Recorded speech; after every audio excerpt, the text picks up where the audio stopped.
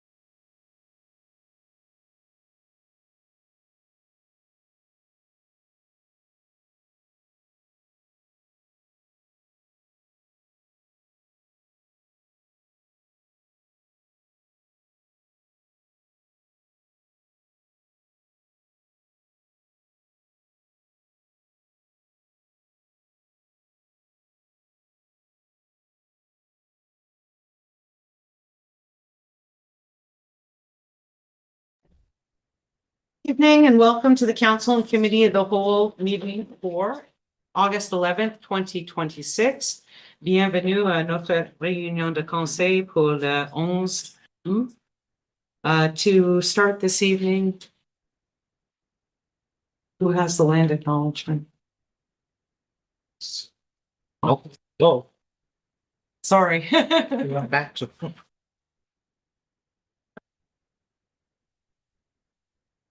One. Sorry.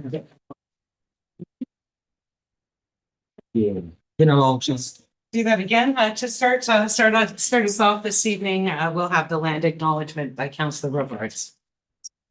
Thank you, Madame Mayor. Je souhaite prendre un moment pour souligner l'importance du territoire sur lequel nous sommes rassemblés. La municipalité de Nipissing-Ouest reconnaît avec respect que nous sommes réunis sur les terres ancestrales des peuples Anishinaabe, sur les territoires traditionnels des Premières Nations Nipissing, Temagami et Dokis, désignés par le traité Robinson-Huron.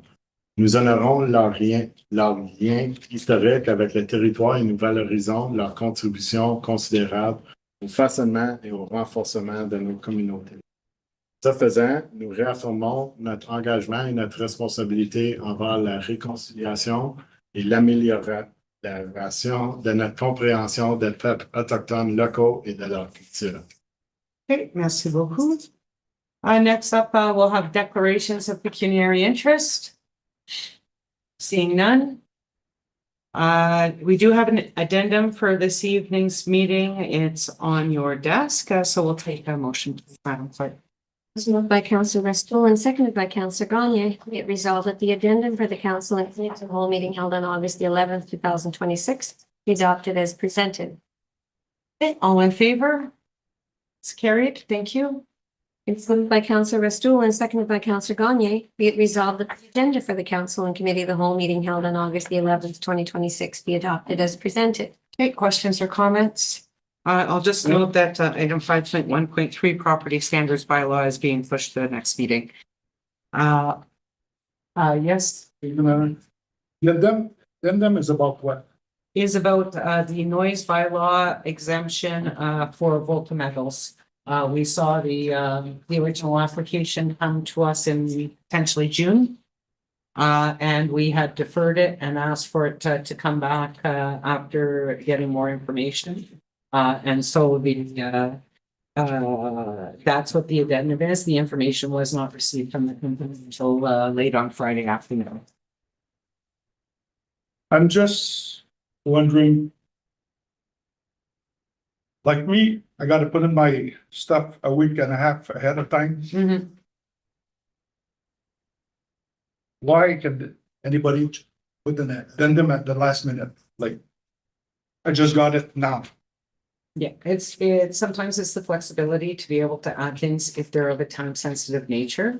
For the most part, Mr. Paul would, if it's not something that required, or sometimes we get requests. In the case of this request, it did come late from the company. But their proposal is in their program on August 24th. So staff thought it best to put in. When we get to that item, we can have some more discussion about that. If you don't mind. Just, you would think they would do their homework. And be on time. We have to. So that's it. Thank you. Okay, so we've got a motion on the floor on the agenda. A motion to adopt the agenda. Other questions or comments? All in favor? That's carried. Thank you. We have no delegations or petitions this evening, so we'll move straight into number 5, our committee of the whole. First item, 5.1, general government. We have a couple of policies off the top that staff has bring back for potential updates. The first being 5.1.1, employee training and professional development. A copy of the current policy, which was approved in 2008 and not revised since then, is in your package, and I'll pass the floor to Mr. Pilon. An overview explanation.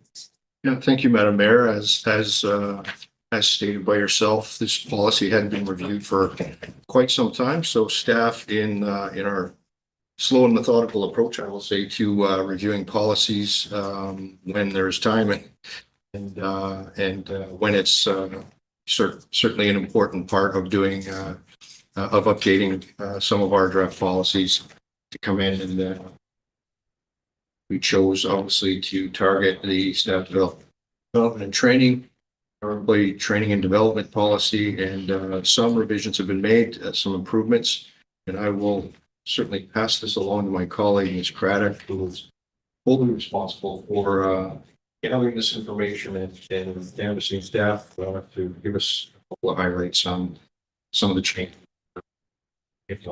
Well, we do that. Sorry, I'll just confirm. Is this the 2002 policy as it's currently written, or is this the policy with updates? Should have both copies. No,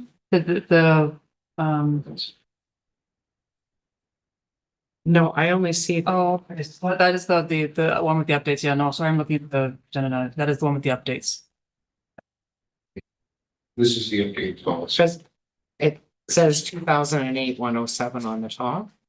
That was the original policy. So when it gets updated, they put a date for the revision, time of the revision. The third. Okay. Thank you.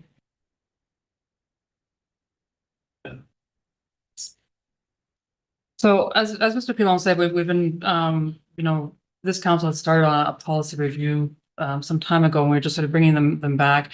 This one is one that we had dealt with internally, and we were sort of addressing some of the points that we've had sort of administratively when we're looking at staff development and training to ensure that the tools were there to encourage staff into development and training to allow that to happen, yet also sort of, like I said, address some of the concerns that sometimes come up. So basically it states that, sometimes a manager or a supervisor might require that training occur, and that employees need to sort of participate in some training that is relevant to their job. And others that employees can sometimes request to participate in training courses, and those will all be looked at depending on budget. The training does need to be relevant to job that the employee is in, or that future development of that job. It speaks to legislative training to ensure that our folks that need to maintain certifications, our operators in that are licensed with water, wastewater distribution and all that they actually are ensured that it's understood that we expect them to make their legislative training and all that gets fulfilled. It is a little talked about as well, what happens when we have employees that can't make that aren't successful in achieving the training, and what's the municipality's responsibility versus the employee's responsibility. And so those are kind of the things that had sort of come up when we've been dealing with staff training internally. It does that difference between internal training and external training, and how things like the collective agreement might work with internal training versus external training. So if we're doing internal training, then we're going to abide by collective agreement rules. If we're doing external training, then it's understood that, you know, you're going to be compensated for your hours, but that the hours of work are going to be reflected by the hours of the training course you're in, not necessarily what your hours of work typically are at the office. So again, just sort of addressing those pieces so that we've again, when we're going out and working with our staff on their training development plans, that there's a sort of a clear understanding on all parties how the training works.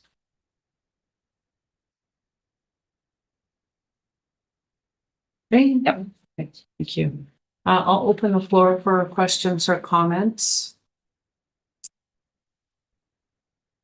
I'll just say, like, just on my part, I would have preferred to see this where it was clear what changes were being proposed, because we don't have the original policy in front of us, or it's not kind of a red line version. So it's hard to kind of, I'm going to imagine that from 2008, there was some pretty outdated information in there. Does this follow the same, this is the same structure that the original policy fell under? Yes. Okay. And you mentioned certifications and legislated training. We also pay the cost of certifications for like your position requires to have an annual certification, correct? Yeah, and that's actually covered under our memberships policy. Okay, It's in there. so that's memberships as opposed to a The training training, part. Yeah. and they show separately on our budget lines Yes. when it comes in. Yes. Okay.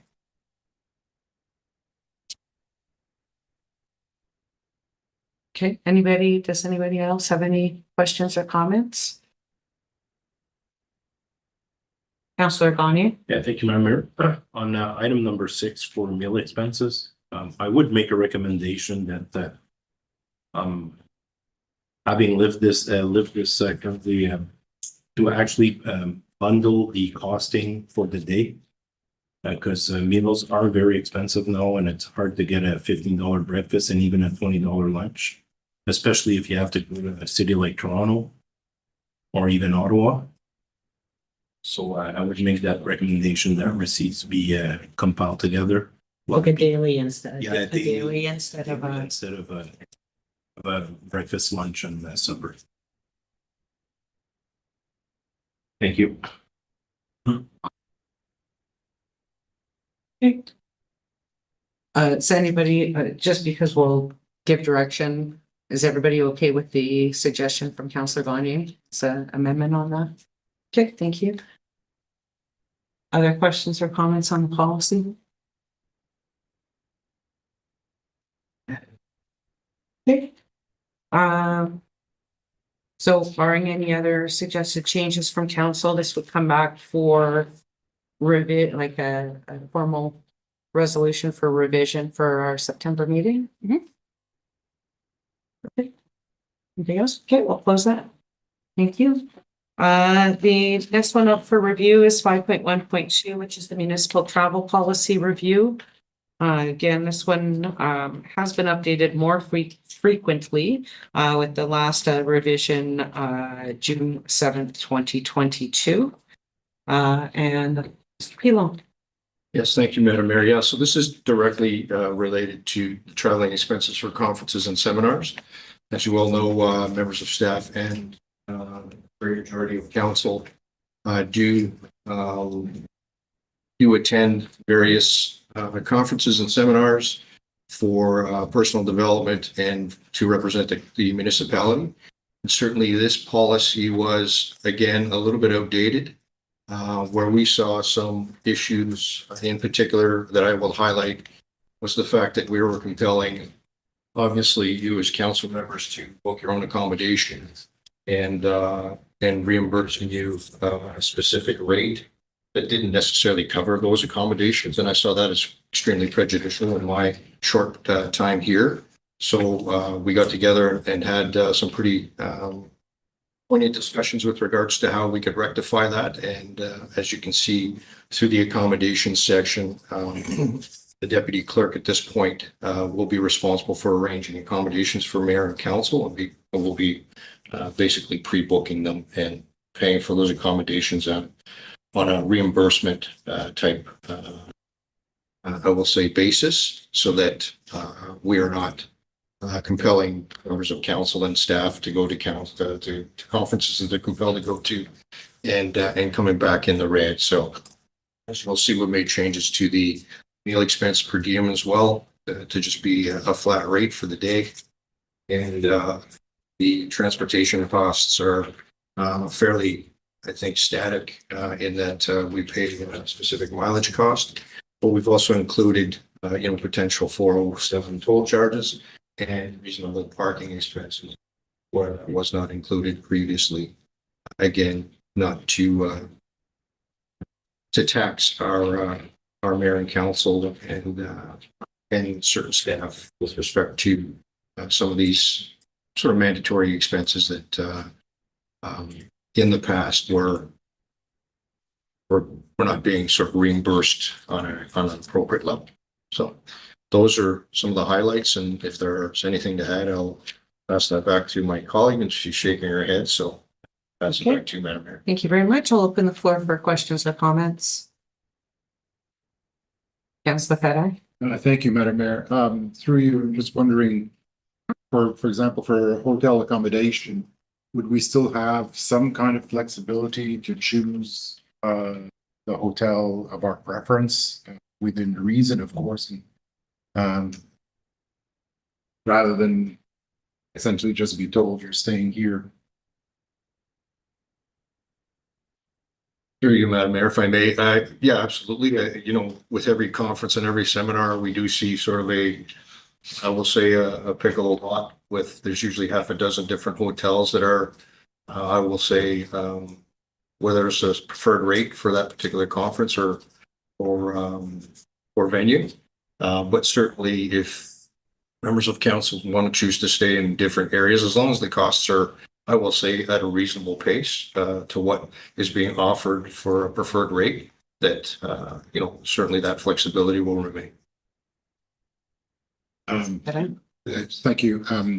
Also, I know with AMO and Roma, the hotel, like the Westin in Ottawa and the Sheraton in Toronto go very quickly.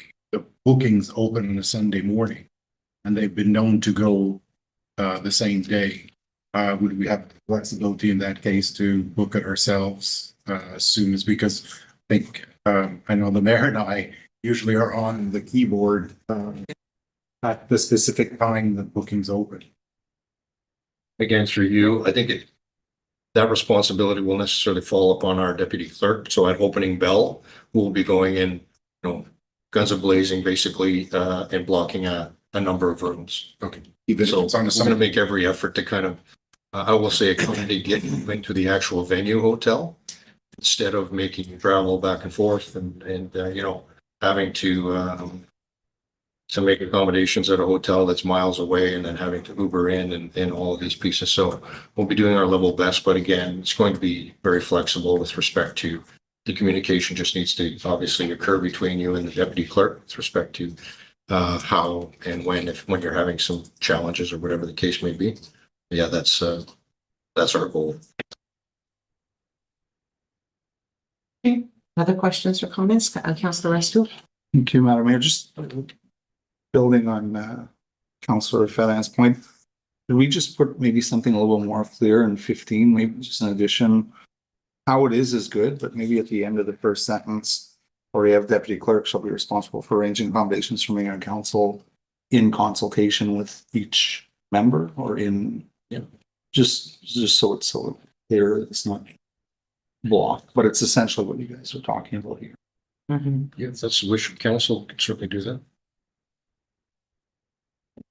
Yeah, be good. Yes, agreed on that. Councillor Rivard.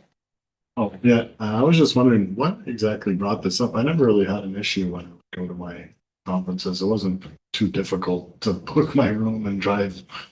And I'd have my money for parking, you know, got the per diem. Everything was covered. I never really had an issue, but this almost seems more taxing on either staff or council. My opinion. The other way was just, I'm a grown man. I was able to book my hotel and go get my food and take care of my parking with the per diem that was received. I feel like this is kind of morals than the way we've been doing it. I'm not sure if that's just me, but Questions or comments with that? Yep, Councillor Witter. Thank you. See this as on the opposite side of that coin. I love the idea that hotels will be booked. Worry about this, the parking, everything it's a format that's plain and simple. And man, I just love it. We're all gonna be at the same spot and if it's possible, so I really, looking forward. But this will not apply, I guess, for this AMO conference since We've already booked all of our. everything's already booked, yeah. So no, kudos on this. I really like this. Yeah, just as a reminder, the previous policy allowed for $325 per day for meals and accommodation. And, you know, in this day and age, I think you see that it's pretty difficult to achieve without being in the red when you're going to Ottawa or Toronto or any of these other major venues. If you're looking to book a hotel anywhere near the vicinity of the event, it becomes very difficult. I mean, I certainly appreciate that, you know, perhaps you have some flexibility where you're not necessarily booking a room in the area or whatever the case may be. But what I saw is and as a group, we saw it's extremely prejudicial in that we are expecting you to go to these conferences, but coming back with, you know, a negative value is just, I think, not necessarily the way to operate. So I think this is more in line with being able to assist you in not having to worry about those pieces and giving you a straight per diem with regards to meals so that you can manage that appropriately and the mileage is paid appropriately, and any other sort of incidental expenses such as parking and other transportation fees will be covered as well. Let's just say too that I know with AMO, and I'm not sure if it was this year, but in years past, they were their entire hotel booking when you book. And the rooms open in January, so you're booking in January, and the event's not till August. So individual members of council are carrying $1,000 of expenses on their own personal accounts and not being reimbursed. The event happens, so that's another kind of benefit. I think this year I only had to do a deposit, but in years past, I've been charged the full bang in January. And we don't see the reimbursement until the week of the event, so it's another consideration. Is there anybody who wants to, oh, sorry, Councillor Feta? Thank you, Madam Mayor, again. I'm just wondering whether we could consider increasing the number of conferences to 3. I think I attend 3 every year, and I know Councillor Larrabee attends 3. These conferences are very important. And not everyone at this table can attend 3 conferences. Some of this table can't even attend 1 or 2 because they have family commitments. So it's not like if we increase it to 3 that we're going to have 9 more conferences. But instead of having to kind of ask when we want to attend a 3rd one, I'm wondering whether council wouldn't be ready to just increase it. Okay, Councillor Baird. Thank you, Madam Mayor. If I may, I totally support this. When the rules for 2 conferences were established, at the time, Roma and Ogra, Ontario Good Roads and Roma, they were combined. So you had, and then you have AMO. But now Roma and Ogra are separate, different time, and then you have AMO. AMO is the biggest event of the year. So we're stuck with choosing between Ontario Good Roads and rural Ontario. So I would definitely support increasing to 3, so that way we get the most important meetings. And we still got to remember the audience that that's where we get funds for Vernon Water, the roads that we've been building up on 539 north of around River Valley, the bridges. So that's where we get the funds from our provincial government. So it's very important that we attend and get the support of the government to put it back in to us. So I would be in favor of increasing it. Other questions or comments?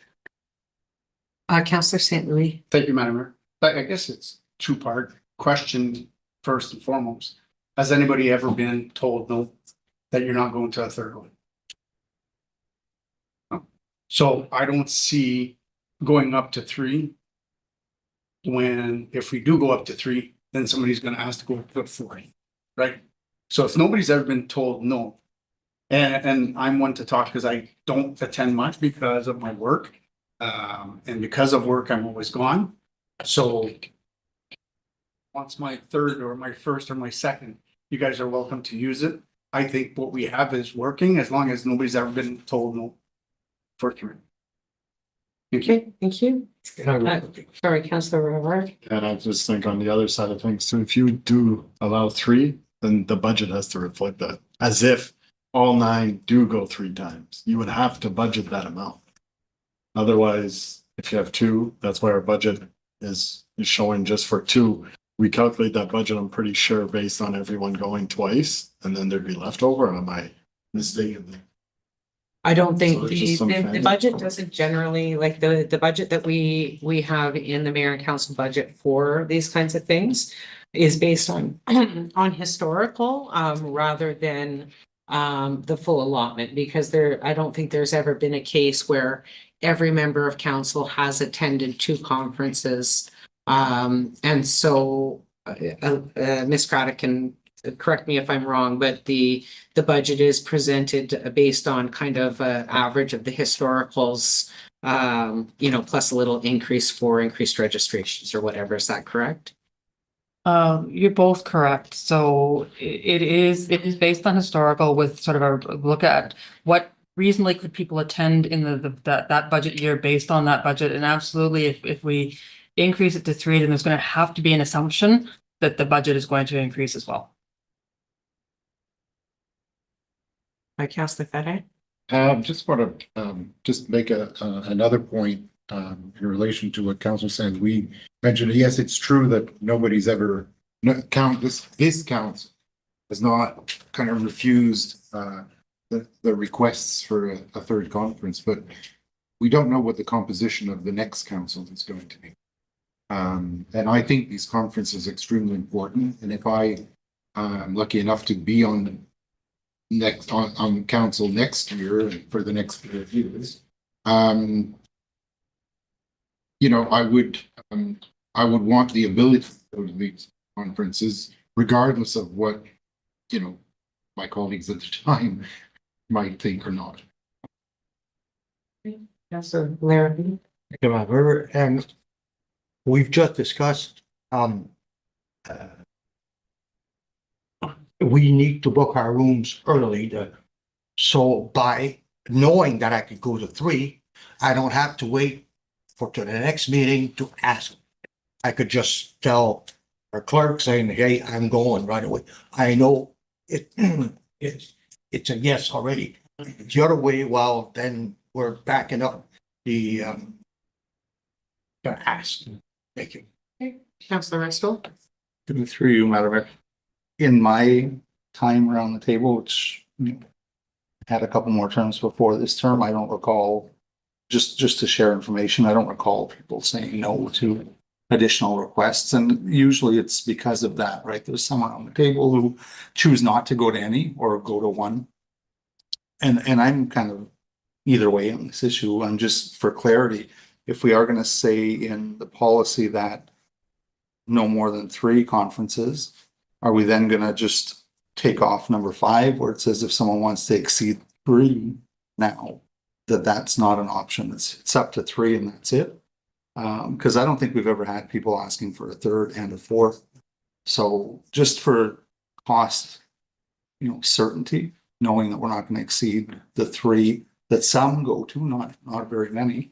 I'd recommend that is to throw that on the table. If we do want to go to 3, we go to 3, but we take out number 5 where we're not looking at exceeding 3 now and then getting into 4. We double what we're at right now. Just a recommendation. Okay, so, and if you're gonna say something new, yes, if I you're just gonna want repeat to what we've already address- talked about, well, I just want to very quickly Yeah. address the point, thank you, that Councilor Tool said. Well, irrespective of that, I think council has the ability to make an exception to its policy at any time. So I think whether we remove that clause or not doesn't really matter. That's all. thank you. Okay, so there's been a proposal put forward to number 4 reflect council may attend no more than 3 instead of 2. Who would be in amendment?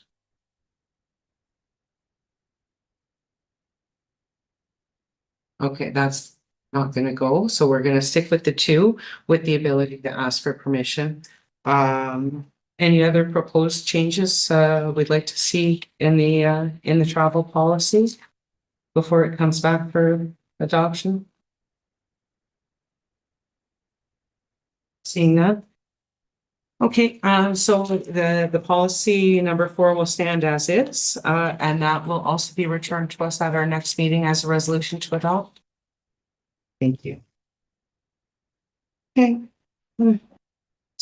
6 for tonight. We did put 5.1.3 off for September's meeting, so we'll move to 5.1.4, which is the unsuccessful tax sale properties review on page 36 of the agenda package. And I'll pass the floor to Mr. Pilon for review. Thank you. And I won't belabor the point here. I will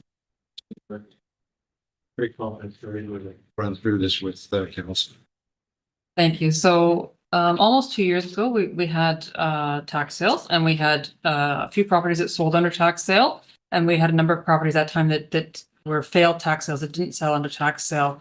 And I brought them to council right afterwards, and council made the decision to vest a few of those properties and not the remainder of the properties.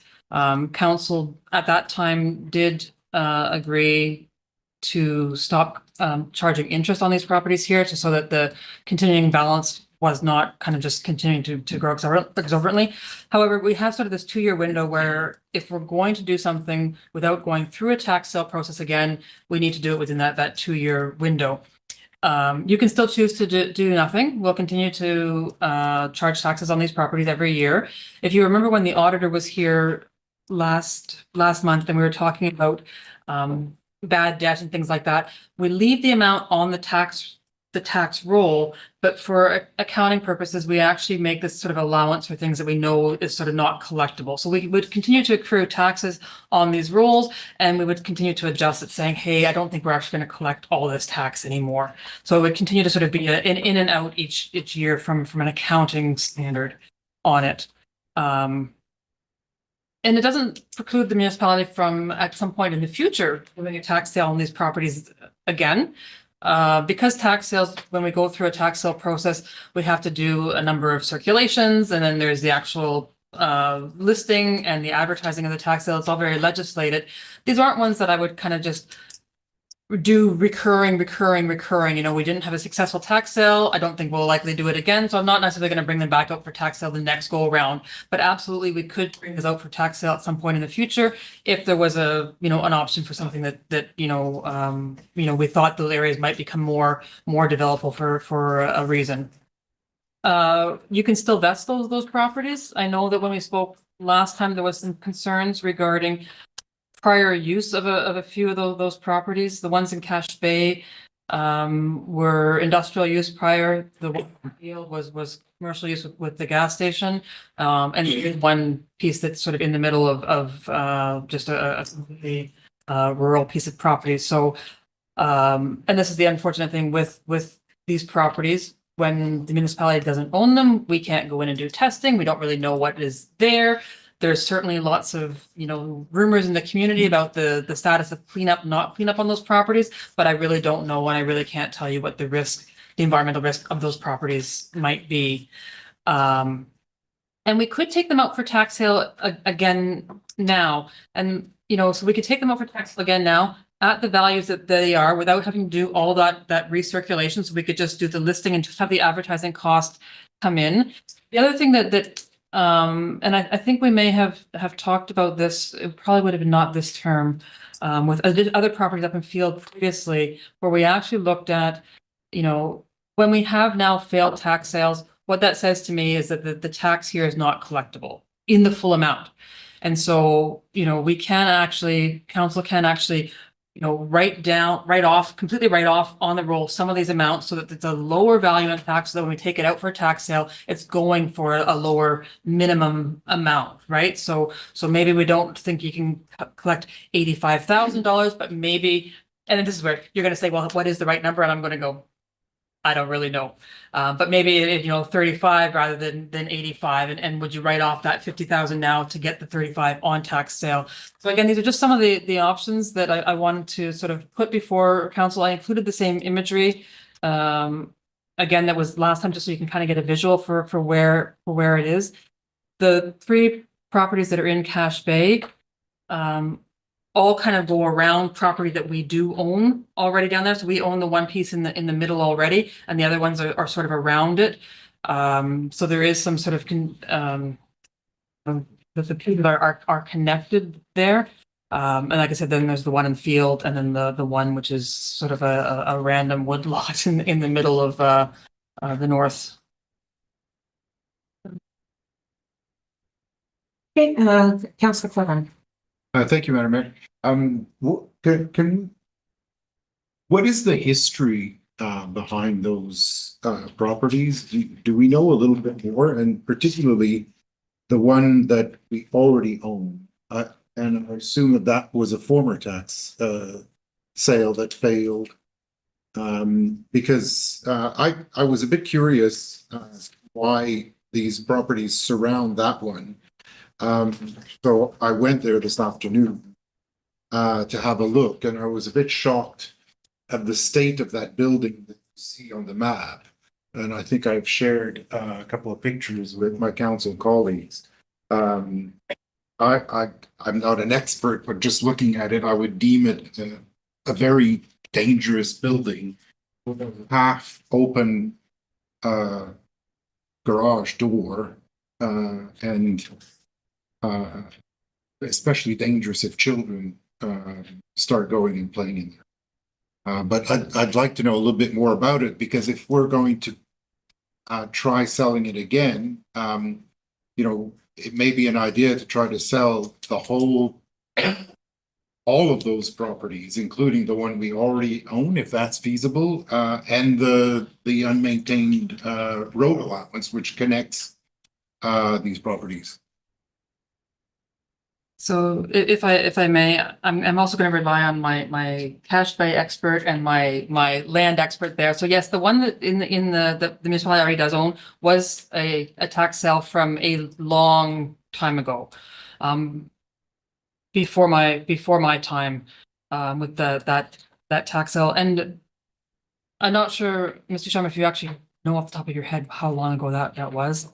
The piece in the middle, Yeah. it was already like that when I started. Yeah. So before my time. And so back long before, when you took property out to tax sale, if you had a failed tax sale, the municipality was required to vest it. And so now municipalities have a choice, but previously, if municipalities were trying to take things to tax sale, they were required to vest it. So yes, that property was vested quite some time ago. The building actually, I had asked our fire chief probably about a month or 2 months ago to go out and get pictures of it for the same reason. It's going to need to come down. Right now, at this point, if we're looking at, and the building and Field is one, I would often recommend to council that if, be really cautious about vesting properties that have got buildings on them because you become responsible for that building. But this one was vested, like I said, quite a long time ago, and that building is going to become, is going to need to come down. As far as putting them all out together, so we would not be able to, at this stage where we are right now, list all the properties out together. If the municipality decides to vest the surrounding properties, so then we then own them, you can then offer them all out for, through a tender as a bundle with the road allowance and all that piece. During the tax sale process, if we take them back out, they have to go as individual pieces until we see what happens. Councillor Fennell? Then I would suggest that we just vest them because I don't see the property we already own is right smack in the middle and separates the larger property, which I believe is only connected in the corner. Yeah. Right. So I don't see who would be interested in buying the surrounding properties. So I think in my opinion, the easiest thing is to vest them and then and certainly remove that building has got to go. And then see what we can do with the whole thing. I'll just ask a quick question. On page 43 of the agenda package, there's a map and it shows 4 separate arrows. So the small lot, the L-shaped lot that goes around it, the funny shaped lot that's west of the municipally owned one, and then that little triangle piece that runs behind the privately owned properties on Ritchie Street. But there's only 3 roll numbers associated. So I'm just trying to understand where the 4th arrow comes from and if it is if it's like a merged property. So, Do you see what I'm saying? yeah. Okay. Yeah, and I think it's that we actually already have the one piece, so or is it the funny, let me go back. We either already own the one piece or it's that big chunk actually wraps and does this funny thing around our piece here. Which I think is what What it is is. that triangle piece behind Ritchie? Is Yeah, that by us already, No. or is that one of the roll numbers? triangle piece is one of the roll numbers, and Okay. then kind of flag shape is actually connected with that big chunk. Oh, They're together. okay. It goes all the way around. Yeah. Yeah, there's a tiny little path. Okay, now I understand and thank you. Just wondered why there were 4 areas Yes, and so I can roll numbers. That's Yeah. all. Okay, other questions or comments on that, Councillor Pellerin? Those properties at on the right hand side, is it road accessible or water access? There's no water. There's no water there. No, So Okay, is there- there's There's access? there's an unopened road allowance, that would be the west end of Waterfront Street, but it's a municipally owned unopened road allowance, so it's not currently active, but it does exist. And the road runs directly north of the rail line at that point, does it not? Like we're seeing the easement for the rail line. And directly north of the easement of the rail line is the unopened road allowance for Waterfront Street, which goes as far back as the end of that property, or does it continue on it's only that, yeah. to the end of that property? That's where the road allowance ends? Okay, Okay, so the property where the building is, that's the property we're talking about. Or are we talking about all of them? we're talking about all of them except for the one where the large barn is. The one where the large barn is has already been vested, so that's already a municipally owned property. And it was vested before Mel and before Elisa, which means it was like, Yeah. we're not counting years, but a while ago. Okay, so the rest of them Yeah, were at a minimum tender of $13,000.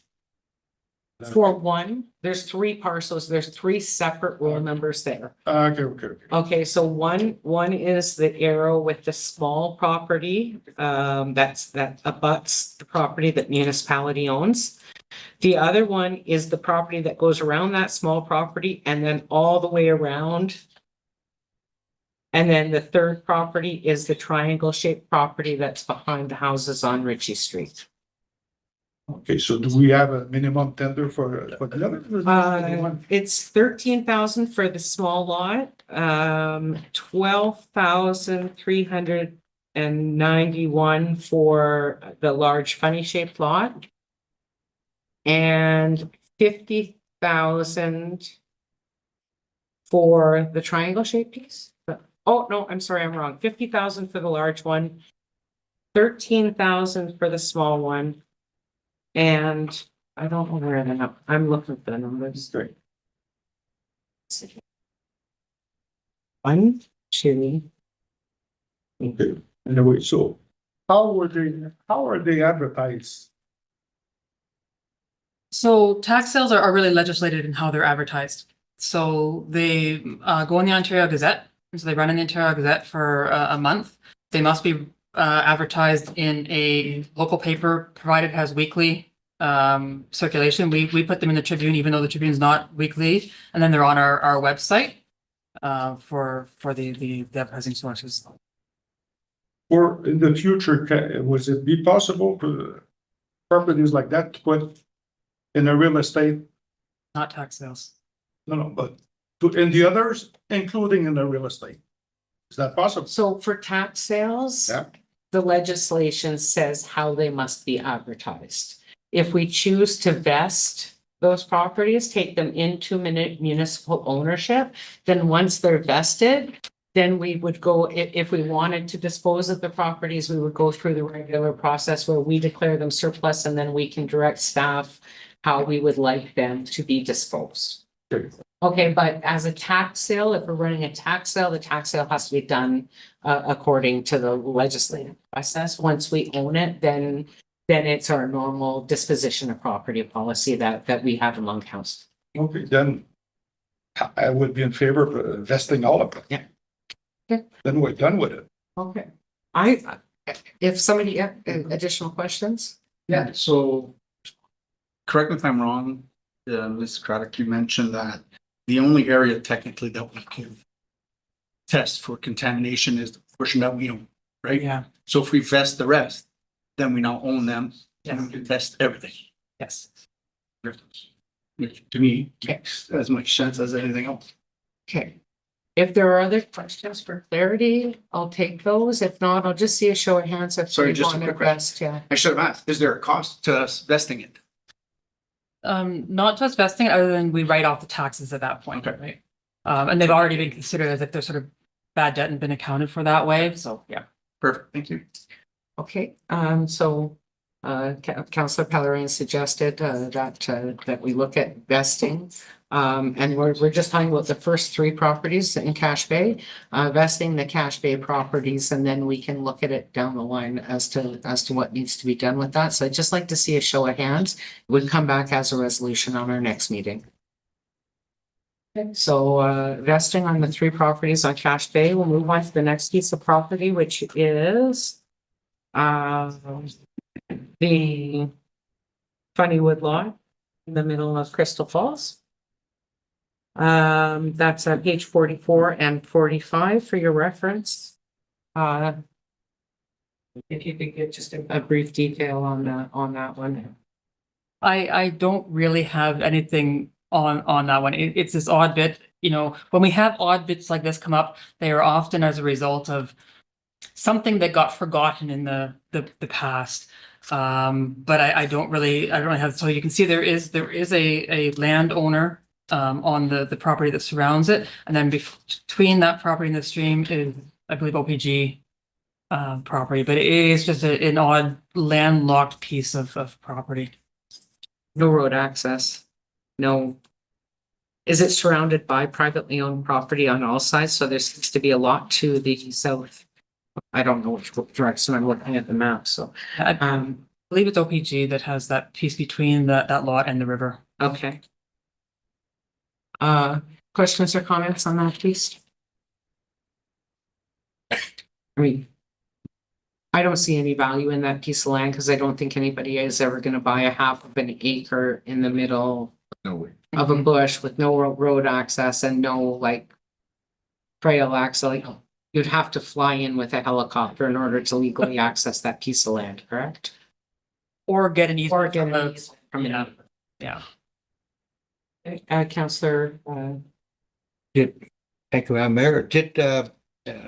Mrs. Craddock, did you say that it's, Power Gen that owns the? Not us Power Gen, but I believe it is, OPG, yeah. If you give me a minute, I'll look that up again, but I know they do property up there.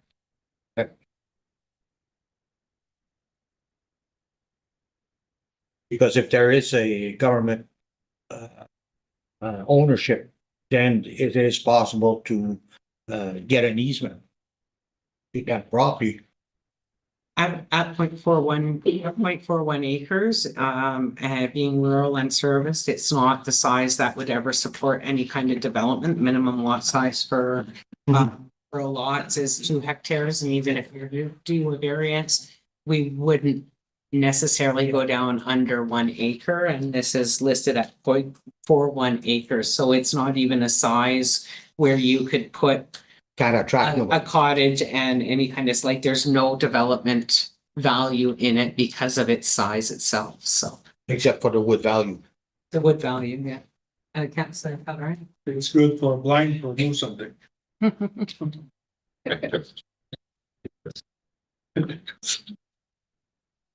you allowed to shoot onto other people's property? You don't get caught. Councillor Larrabee. Councillor Tennant. What about offering it to the neighboring property? I mean, even if we got a couple of $1,000 for it, then a couple of $1,000 in the bank is better than nothing. I'll leave that to you. The municipality would have to vest it, and then you own this, and then see if the neighbor, has any interest in acquiring it. If there's other questions on specifics, I'll take them, otherwise we'll Real question. vest or not to vest. I'm just curious, do you have the background on how this lot was created, if it's landlocked?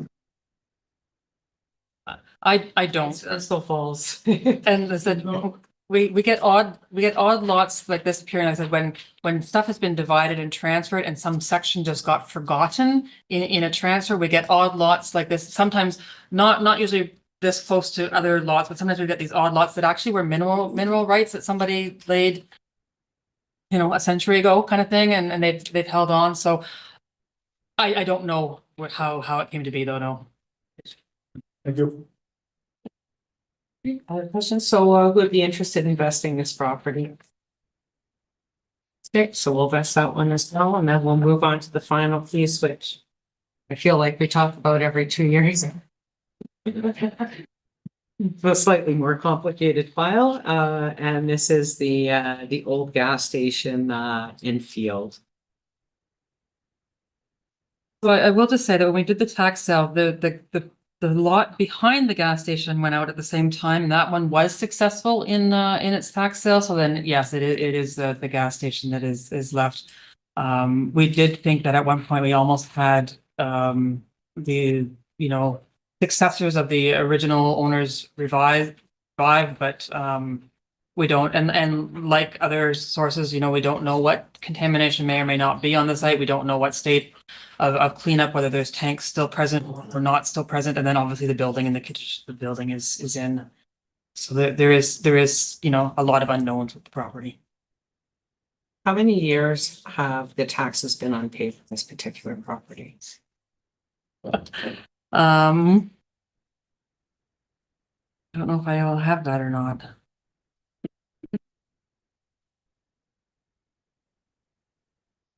Is the minimum tender amount based on the amount of back taxes? Yes. And that's a commercial property?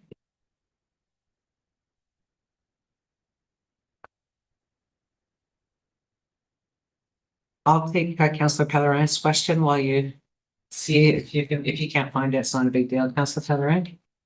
So let's say we don't vest it, or we do, and it's contaminated. And we now own it. Mhm. So we're responsible. I'm just thinking of the gas bar at the lights there on Nipissing.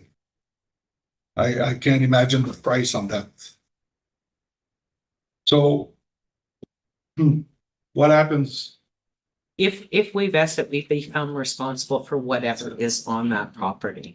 And, you know, there has been rumor, and I don't want to base decisions on rumor, but that there are still buried tanks there, and it does become our responsibility. You know, counter to that argument is that if the building has been pretty much abandoned for, and that's why I'd like to know whether it's 10 years or 15 years. I mean, at some point it just because we don't own it, we can't say it's not our problem either, because, you know, if nothing's ever going to happen to that property, I mean, we can't sue somebody who's not going to pay us, right? Like we can't get them to clean it up. We can't force So do we know the owner? I Well- guess so. It is a corporation. Okay. And It doesn't mean that they're broke. It means that there's no money to be made with it and they're just leaving it there. So are we taking the chance? We're adopting a big mess? I don't know. Councillor Nicol? Thank you, Madam Mayor. I'm just wondering, even if they still own it and they're not paying taxes, is there any obligation to secure the building, like board up the doors and the windows? Or they're, just leave it like that? the corporation's not active. And then if we were to vest it, do you have a rough cost on what a demolition would be? No. No, I have no idea what's there. No. Councillor St. Louis? I'm sorry, did you say the corporation is no longer active? Correct. Well, there's technically no owners of this building. Correct. Okay.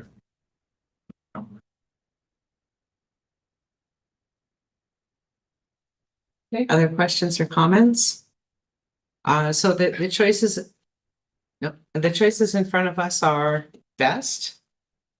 Try to go out for another tax sale on the property, and we have to do the minimum tender amount that's recovered by the back taxes unless we choose to write off some of those. Yep. And try to put it out at a lesser price to sell it to somebody who will do something wonderful with it. Or to maintain the status quo. Yes. Those are our three options. So who would, oh, sorry, Councillor Larrabee? Okay, the tax value is get at 75,000, Yes. kind of high for what's there, to be honest. Plus you're inheriting, So I'll do, who would be interested in investing this property? Sorry, Yes, sorry. testing or writing off the tax, because what's preventing anyone from buying this at the moment is the price tag of 77,000. So from what I understand, if we write off the tax, then we no longer have that minimum tender amount. So maybe we get 25,000 for it in that case, or 20. Or so we're we're tying our hands by not writing it off or not vesting it. But if we can do it by writing it off, I think it's preferable to vesting. Because we still don't kind of take on the problem. But that's why I wanted to, if vesting was off the table, I wanted to get that off the table and then look at that, like vesting is us taking it on as a municipally owned property. So who would be in favor of vesting this property? Okay, so that leaves us with the two options, which is tax sale. And I think, I don't know if we only done this one once or if we now done it twice and been unsuccessful, just one unsuccessful. Okay, so we can do the tax sale. We can choose to, do we have to pick a number? Do we have to leave some value on there, like for the taxes, or can we write off the whole amount? And There's no magic to that, so yeah. The annual taxes are in the 2,300 range now. It's now considered vacant, so it's in the 2,300. Mhm. There have been no payments since my system goes back to 2007. okay, That's how it's been sitting in that so long, 20 years. at least. Yep. Wait, sorry, Councillor Feta, I was thinking, I can't think of, look at you. I would suggest total write-off and another attempt at exit. Is that Do possible? we know what the book value is on that? It's not our books. Oh, yeah. Councillor Larrabee? Thank you, Madam Mayor. Yeah, I'm in agreement with Councillor Fennec. We get 5,000 for it, whatever. That's still better than not having them. So, yeah. My only concern is that I want to see something done with it, like if it's, anyway, I don't know what my concern is, but if it's, yeah, I think Councillor St. Louis. I agree. I think we need to remove the taxes and sell out whatever we sell, whether it's 20, 25, 30. Mhm. And I think if it's sold to someone, then there's an owner. Mhm. Then the owner is responsible for it. Then there's other options to make sure that that building is safe and the land is not contaminated and whatnot. Do you But still, until we have that, tax sales are done by bid, Yes. so you can have multiple bids? Yep. Do we need to, if we're gonna go out for tax sale, if we write off all the taxes, is like, are we taking bids of $1? That if you write off all the taxes, that would be a possibility, yes. Okay, so leaving any taxes would basically put a minimum bid on it, so whether it's I just would like your recommendation, if we're gonna write it off, do we write it all off, or do we leave a small amount of value there as kind of like a minimum value on the lot? I would suggest that perhaps we leave a couple of years worth of taxes on that, and just see if that's a reasonable number. Yeah. I just trying to figure it out. Other questions or comments?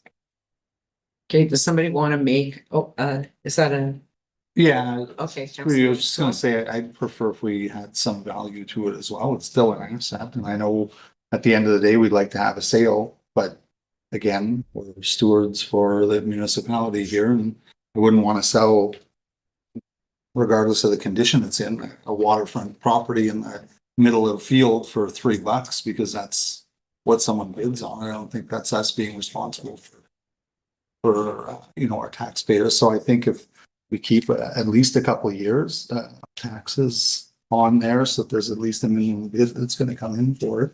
I'm all for trying to move it too, but I hate to see that. It would look very good if we sold this for a couple bucks. I just have one question because I can't do the conversion. What is 10,413 square feet in acres? Like, what's the actual lot size in a number that I will have reference for? What's that? It's underneath. Under an acre? Is it serviced? Water, right? The storehouse water? It's a well. Oh, We have a well. yeah. Oh, you think? Up the hill. Yeah. 0.23. As well. 0.23. 0.23 acres? So you can't develop on that either. Unless you were to use the existing building or use the existing buildings. And it's not my point. Does somebody want to make a recommendation on you said it was 2,300 is the annual taxes? Approximately, yeah. Somebody want to make a proposal where we start, Councilor Fedai? 4,000. 4,000? We would be doing, I know we have to be conscious of the value, but there is no value. There's only value for someone, they can buy it, nothing. But I think the people of Field would be appreciative of, if somebody does buy it, it's because they buy it with an intention of doing something with it. Nobody's gonna spend even $4,000 to own a property with a dilapidated building on it. So if somebody does buy it, it's because they're going to do something with it, and I think people will appreciate that. So I'm not concerned that somebody can get it for 1,000 or 2,000 or even 3,000. And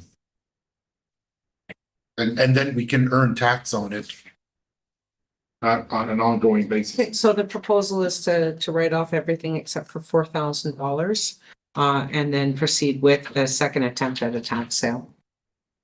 See a show of hands. Okay, so we got that, and that comes back as a resolution, like G, resolution. That's it. Here. That's fine. Okay, item 5.1.5, Sturgeon Falls Rod and Gun Club. And I'll pass the floor to, you don't. Madam Mayor, if council will recall, we did have a request to renew an agreement for the Sturgeon Falls Rod and Gun Club. I believe it was in June or June or late June or so. As part of that original request, the new, I'll say, manager of the Rod and Gun Club had requested additional amendments to that agreement.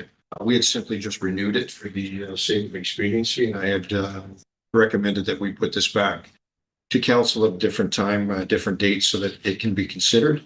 But they are essentially requesting that the current agreement be amended to allow for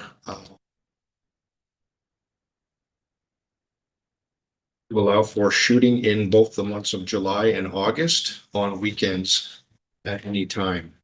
Where it was prohibited previously with, or in the current agreement it's prohibited. Club is further seeking amendment to the agreement to allow year-round 7-day a week. So in essence, they're looking for a fairly broad amendment to the current agreement.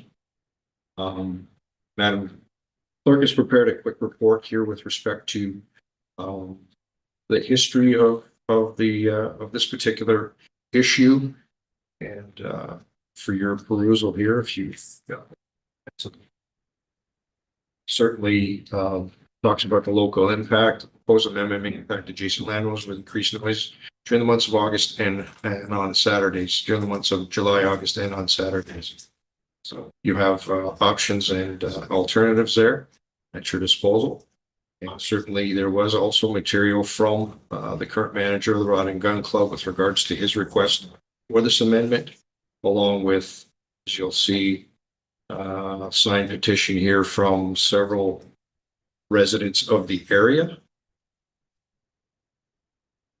Obviously putting forward their support for the amendment. I will pass it along, Madam Clerk, if I had missed anything.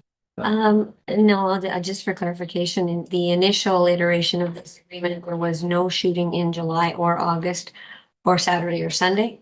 There was a previous amendment in 2018 where Sunday was added back in and July was added back in. So at the currently it's only August and Saturday. So Sundays were added back in. So it's just the one extra day a week in 1 month.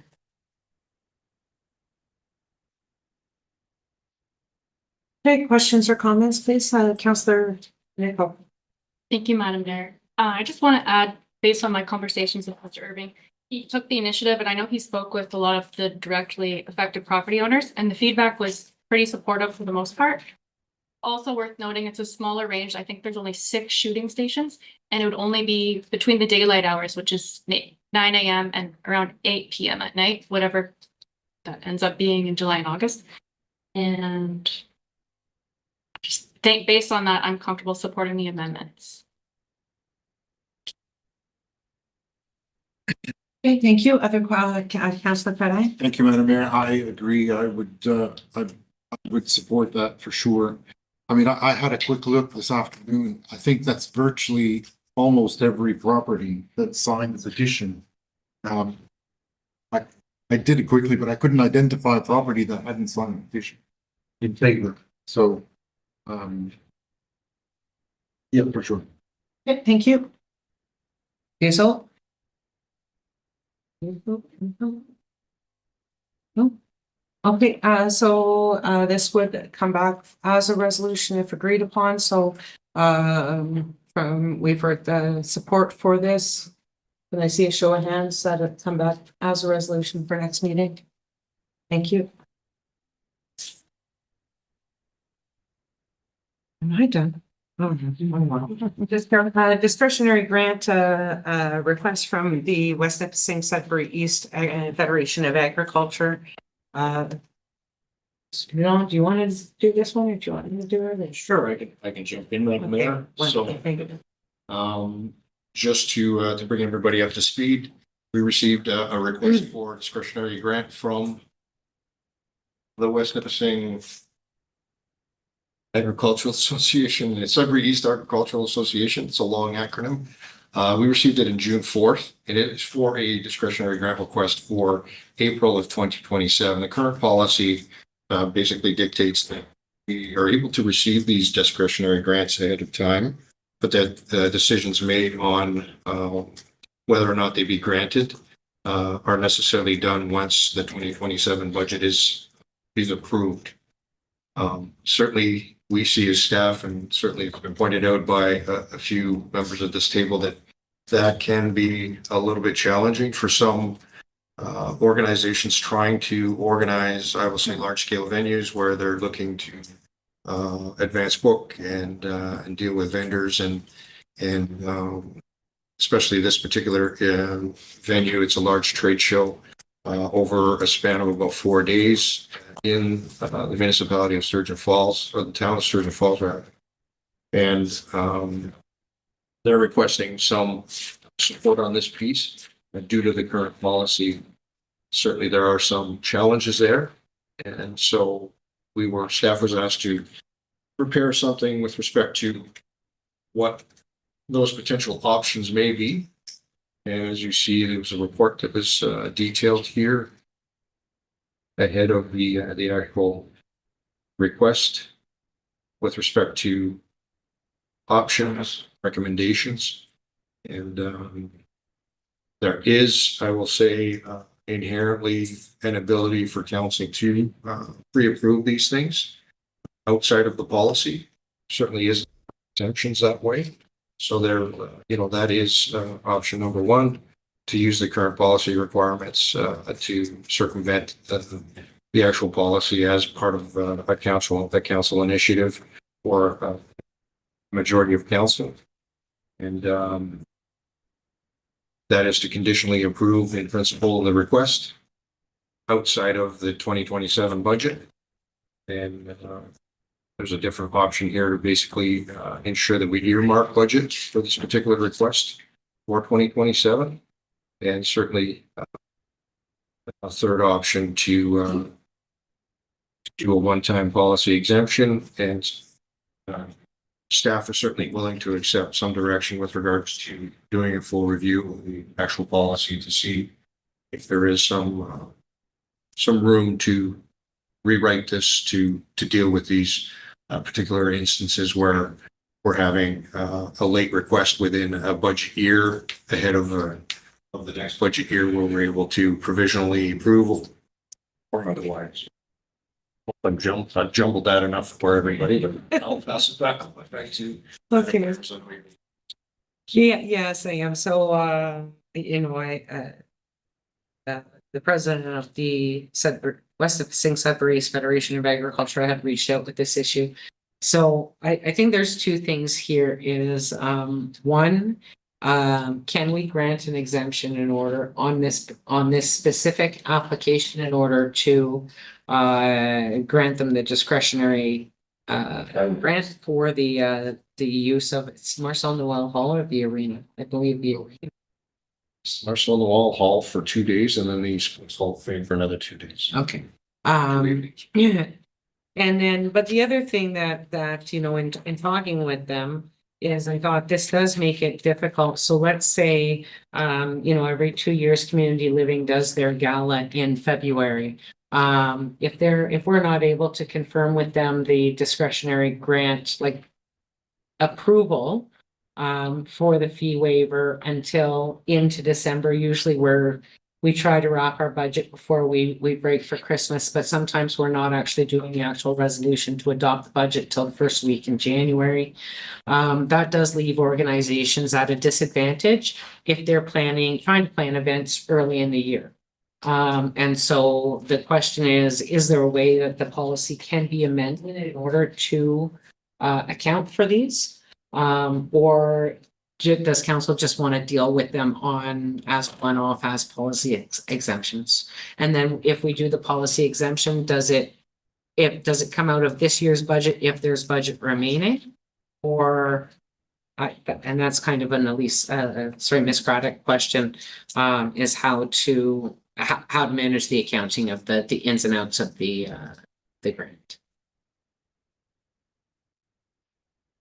Was that a, That's a nod to you. Okay, sorry. Or perhaps it's Mr. Poulet to kind of explain what the recommendation might be to be able to because I think these requests will be common, like anybody booking something for January, February, March, will want to have their approvals in place before January in order for planning, right? I'll just answer the accounting question first. So the most correct accounting method is that you recognize revenue and expense when it occurs. So which mean it would be committing a future budget. If you were committing it now, could you set it aside sort of as a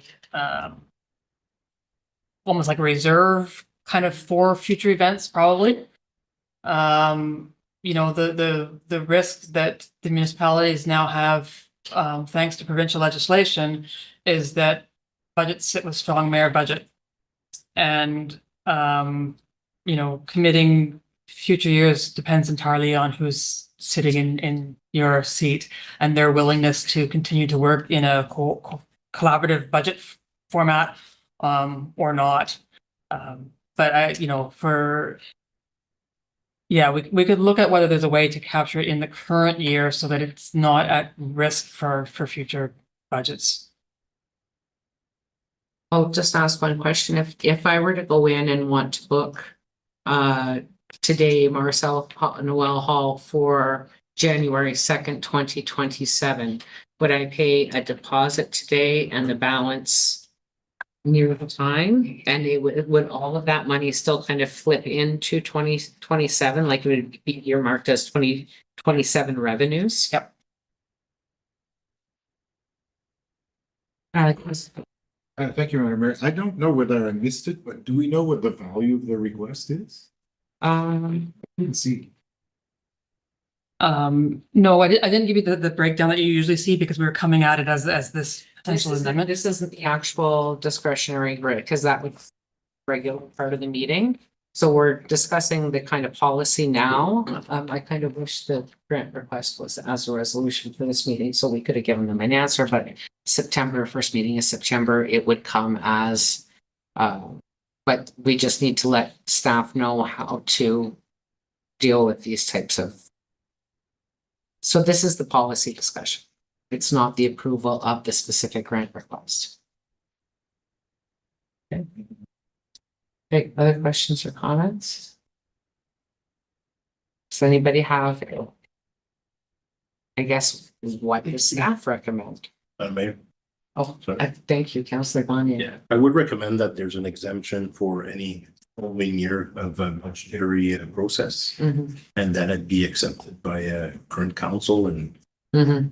it'd be on there regardless of who's sitting around the political table. That was my recommendation to be embedded in the policy. Can you embed that in policy? With the risk of strong budgeting. I mean, policy can be changed at any time, but Yeah. for our sake, we could embed it in the policy. And you, other questions or I mean, I like that. I just like to be able to give organizations a concrete yes or no if they're coming to us. And you know, it's an organization that we would grant the request. I'd like to be able to say yes now so they can get on with the planning and bringing this fabulous agricultural trade show to West Nipissing, or putting on their gala, or, you know, organizing their fundraiser. They need a certain amount of certainty. Councillor Rivard? Thank you through, I believe like that is about the most certainty we can give, because as mentioned by Ms. Craddock, there's that strong mayor budget aspect could come in and just say, you know, so then you would always have to have that little contingency that the strong mayor starts to use their powers and says that you don't have that budget, then it wouldn't be approved. Essentially, but that's the most we can do. Suggest it's my opinion. Certainly hope that. I Yeah. don't see that happening, but that's Yeah, no. after that was mentioned. Councillor Resto? Through you, Madam Mayor. So we, like, I understand the request that's in front of us for our discussion right now. At this point, is it discussion around our policy that we have? Yes. Doesn't really have to do No, but specific. this specific request will, I thought it would be on this agenda, but. So we're gonna have to come back with. It'll come back for revisions to the September. Policy to open. No, because we can make a single time exemption. Right. For this, so that they can get on with doing it. But in getting this request, I identified that there was a gap in the policy Yeah. that maybe we should like figure out how these should be handled going down the line, so we're not doing a number of exemptions and trying to figure it out each time. And I think it's a great initiative, and I think if we can grant this conditional, that's okay, but. And then another little wrinkle, I don't know how we work this into policy. That we develop is, we are at a unique time in our term, right? If we still had a year or two to go around this table. It would probably be a lot easier decision, because we can decide that this is what we're going to. Consider when we bring the budget back for this group. Mhm. That's not where we're at here, right? And who knows who's gonna be here for the next budget discussion. Mhm. So well, and I don't want to be the wet blanket here, but I don't know how much we can really guarantee this group. Because we don't know who's gonna be deciding the budget for 2027. I know that it's very clean accounting wise. But in order to provide the group the certainty that it needs to continue with planning. Is council in a position to make the exemption, and there is remaining budget in the 2026 discretionary grant line from our budget. And the exemption includes having it. Or does that make your life messy and it's not really? I actually had a good idea. So if in this situation for this group, if they amend their request and ask and submit a budget and instead ask for just financial support of the event, then it falls into this period and they can then pay their hall fees out of that. Genius. She's not bad, eh? Yeah, that's. And it would be the exact amount of the hall rental that we would charge on the hall rental. Because we've always maintained that generally we do not provide direct financial support to organizations, like we will do waivers and hall rentals, and there's a very few limited number of community organizations that we provide financial support to that are in a completely different situation. But, we don't want to create precedent on that either. Actually, the policy reads for that when we provide financial support organization, financial support for events or special programming is actually fits better into the policy we have than ongoing support for operations that we are sometimes currently giving. So this actually fits fairly well into the financial support. I would ask the group for a budget on it, but it does fit fairly well into the financial. Okay, so is that the recommendation from staff on? Okay. Is there a need to change the policy? Yes. Yes. Yes. Like throw our hands up in the air and make it. Okay, and it was whatever you suggested, Ms. Craddock. On the policy change, which was. So that would be just to solve their. Yes. The policy change though, again, there are a few things. We've had the policy for a couple of years and there are a few things that are, do require some updating, including how can we do this in a manner that allows. A little flexibility. Oh, yeah. Okay. Yep. Do we want to tackle changes to this policy before the end of this term?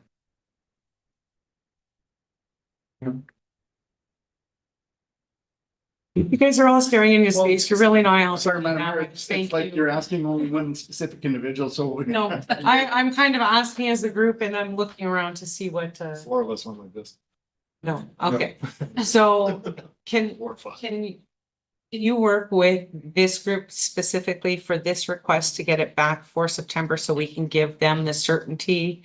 Well, I think council looks like it's in favor of Mr. Poulin's idea of translate, yes? Thank you. Translating the specific cost of the hall rentals that they're looking for into a request for financial support. Bring it back. Let's give him a stamp in first meeting of September. As long as all of you put your hands up at the next meeting too, and yes, somebody else can take their turn at the chair. Okay, clear as mud, everybody. We're not gonna update the policy now. We're gonna help the OFA get their event off the ground. And the next item on the agenda is 5.2, which is our Public Works Committee. I thought about taking our recess now, but I know that there's people here who don't want to wait for us, and we have 7 minutes, and they think that we can probably do it. So Councillor Gagne, I'll pass the floor to you. Thank you, Madam Mayor. So, for item 5.2.1 under Public Works Committee, the Canal Road request for level of service. We have all received a message or a report from or a memo from Ms. Henning and Monsieur Pinot. So I'll pass it to Pinot to kind of break the ice and do some recommendation as if any anything to talk and we got her after. Thank you, Mr. Chair. Yes, so obviously we had a number of concerned citizens bring this concern to municipal council or to the municipality, i.e. the staff, and that is translated obviously in our discussion here today as an agenda item. That directly pertains to Canal Road, which is one of our, I will say, one of our higher volume gravel roads within the municipality. It, along with 3 other roads, are sort of singled out or earmarked for additional calcium suppression on the other less traveled roads, gravel roads that we have within the municipality. As you're all aware, we have obviously a calcium program on a yearly basis, and you see there that tallies to approximate cost of about $435,000. And the suppression starts in, I will say, early to early summer, typically. And Canal Road is one of those roads that gets 2 additional power or 2 passes rather than just a single pass due to its designation as a higher volume road or a high traffic road. And this year in particular, there were some significant challenges because the municipality through budgeting and through improvements did apply new gravel material on the road early in the season. I'm going to say mid-June-ish or so to coincide with that calcium deposit. But again, I think there were some significant issues with that particular situation because it was new material and the old calcinated material was below. It took obviously a week or so or a couple of weeks for the calcium program to start. And we've had a request from some residents from Canal Road to look to improve that level of service, and some suggestion obviously to apply calcium earlier in the summer and again in the fall potentially to mitigate some of these dust issues, which they have cited as significant to their, to the enjoyment of their properties. And certainly, we're in a position here, or you are in a position as council to certainly consider that. But we're here to, as staff, to just talk about realities that this is necessarily a budget item and a budget discussion. Not their flavor to increase the level of service will necessarily correlate with an increase in budget. So, at the end of the day, this is very much something that should, if considered, would be a discussion at budget time to see if there is some flavor to assist with this particular issue. And again,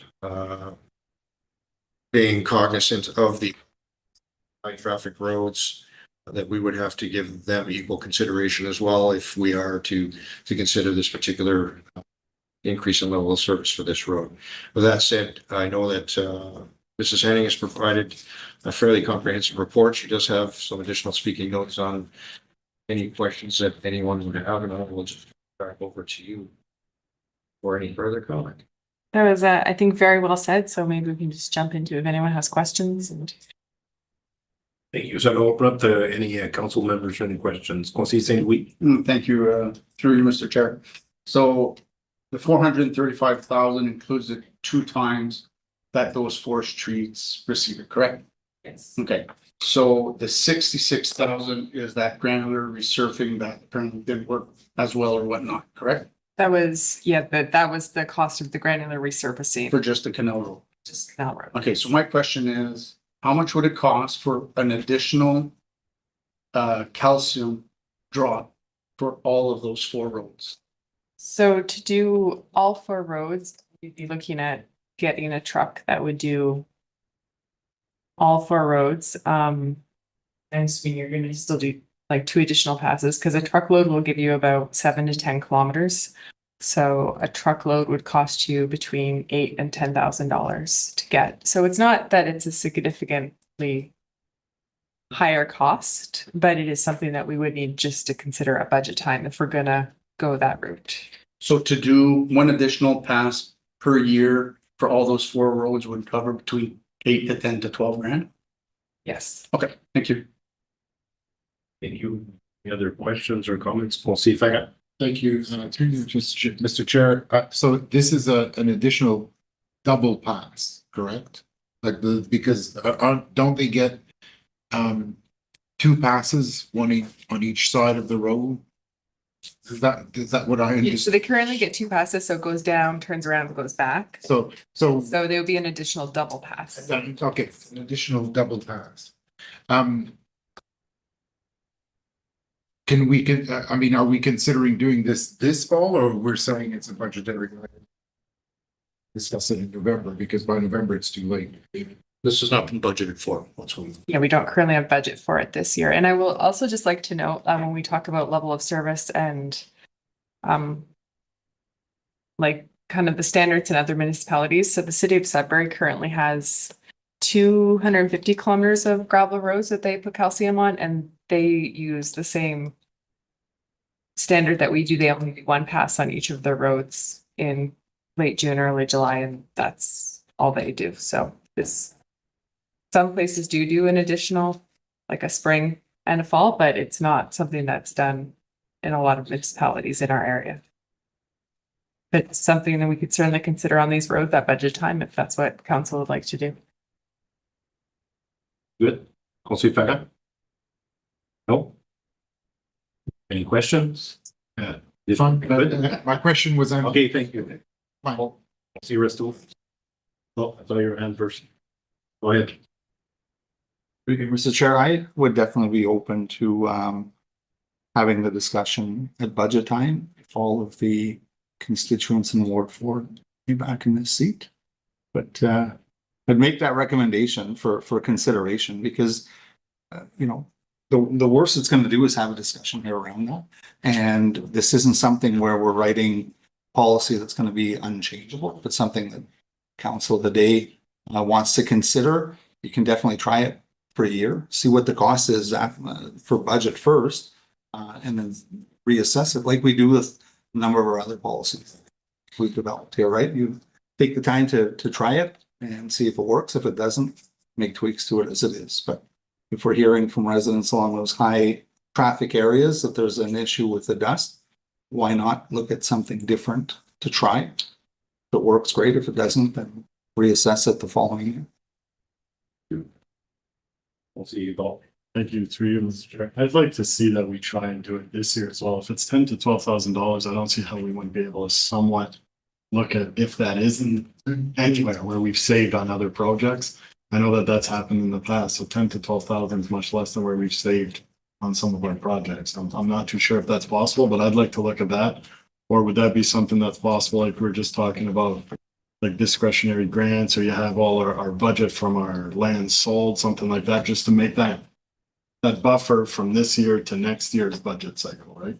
If we have that over $1 million in that one, got the name of it there, our land disposition reserve. If it's $10,000 to $12,000 to get that done, is that something that we're able to do? And disposition reserve seems to be not the case. From my understanding, this has been going on for more than 2 terms, over 8 years. Because when we first started in this term, I remember hearing about Monsieur Remillard was saying that it was going to be hard surface, but then there was talk about water coming in, so then they postponed it to make sure that you weren't going to hard surface it, then rip it up to put the water in. So then that was the first discussion I ever had with Sean, I believe, was November of 2022 when we first took office. And when I was knocking on doors, this was something that just came up all the time. I know a lot of them are here. Madame Lafontaise is actually here, and she brought me all around her property, showing me how everything was covered in dust. It was, you couldn't even be outside, so they can't enjoy their property. They can't barbecue. They've sent me pictures, relentless pictures where, yeah, you just can't be outside. Their cars are covered. You always have to watch your cars. And then the amount of traffic, if you want to walk, you can't even see.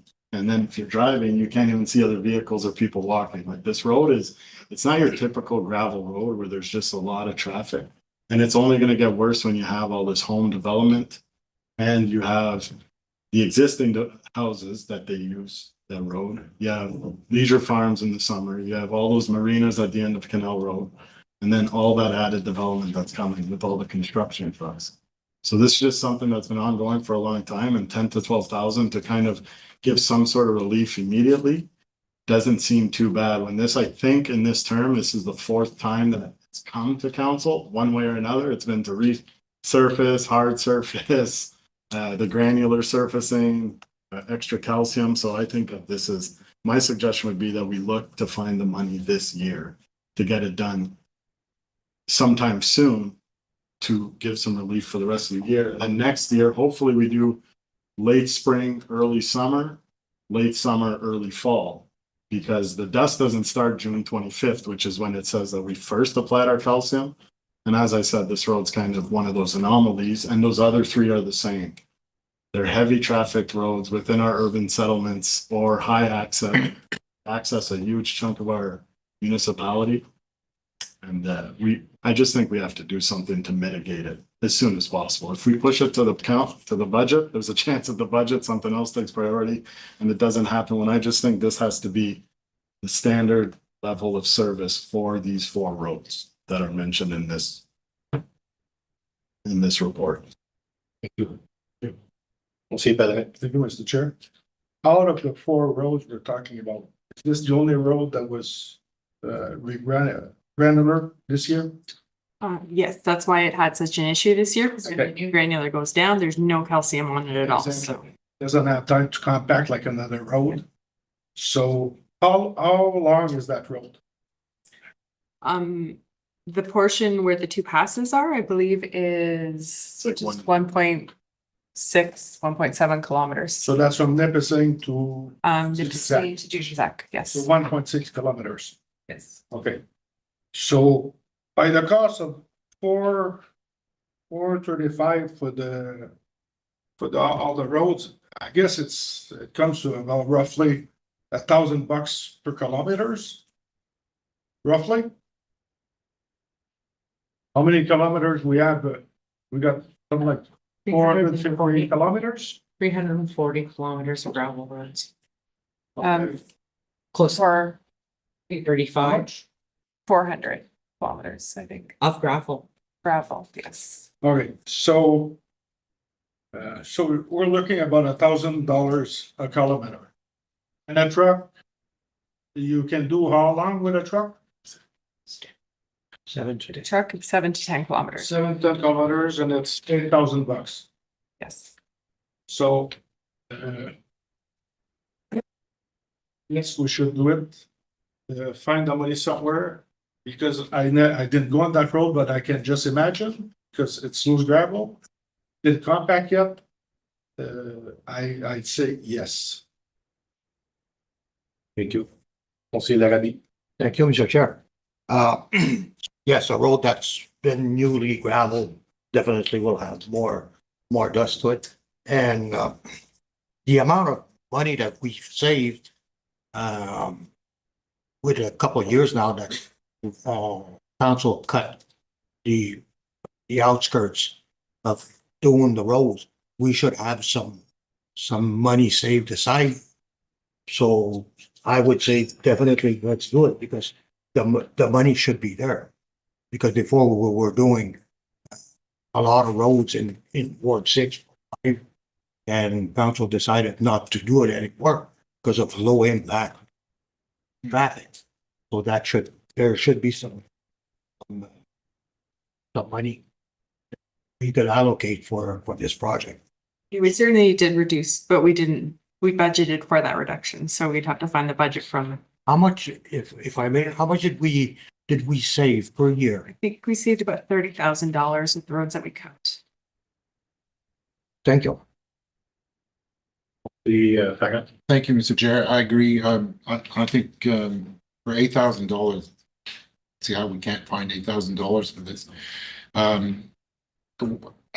Just one comment I'll make about comparing ourselves to Sudbury. I'd be a bit cautious about that because I think the profile of roads in Sudbury is vastly different to ours. I would wager, and I'm from Sudbury originally, and I still go there quite regularly. I'm from Hanmer, and there are roads in West Nipissing that are much highly populated that have gravel on them than the ones in Sudbury. I mean, there are roads in Sudbury that have very low density and they're paved. You know, it's a very different situation. So I'll be careful about comparing ourselves to Sudbury.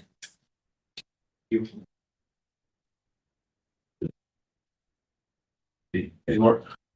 Don't see Bristol. Sorry, for you, Mr. Chairman, just for clarity in my mind here, I'm supportive of doing this trial for this year. If we have the money within budget, are we talking just canal? Or are we talking about the 4 roads that were identified in the report? And is the cost that we're talking about 10 to 12, is that for all of those 4? That would be okay, you'd have to pay for a whole truck regardless, so if you're going to do something like that, you would for the whole truck, because you can't just get like a half load of calcium. So the 4 would be included in this trial. Madam Mayor.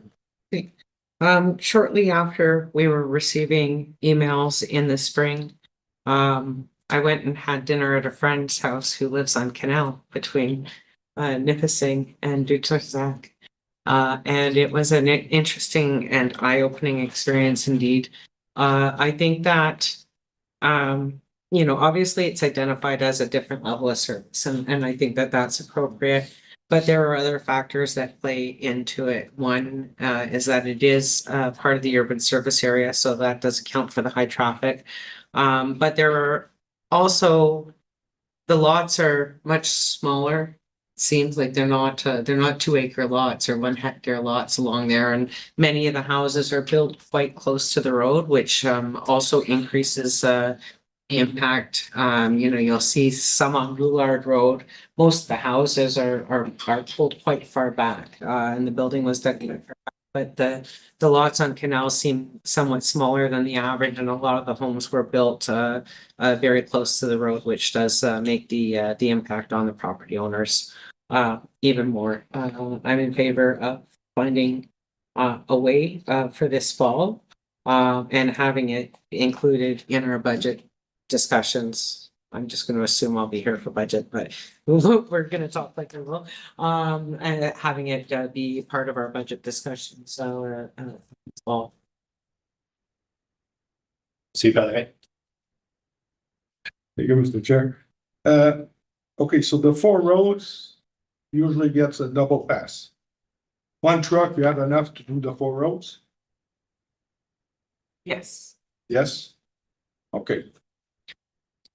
To me, it would make sense to make sure that they get a heavier layer than other normal roads because of the loose gravel. That's my comment. And I got Actually, Canal did get 3 passes this year, once the gravel went down, so that we ensured that it was well saturated, the new gravel. So you brought in another truck. No, we had extra, like once they were all done, there was a bit left, so they went and did another pass of that one.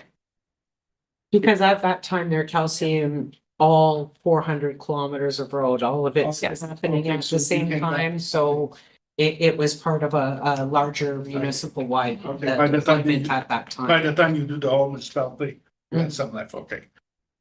My other question, way back in Verner, we used to have calcium that you could spread with a sander. Do you still have this? That's something that you can buy, yes. That, The liquid, but you can, some residents will even go to the co-op and buy it and put it in front of their house to, or people do it on their driveways, and that is something that does exist, yes. no, but the municipality used to do it with the sander.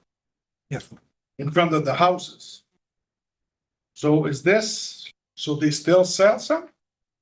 I know you can buy bags of it. I don't know if you can buy it or why we went to liquid. Liquid is kind of the this. No, for sure, Right now. but for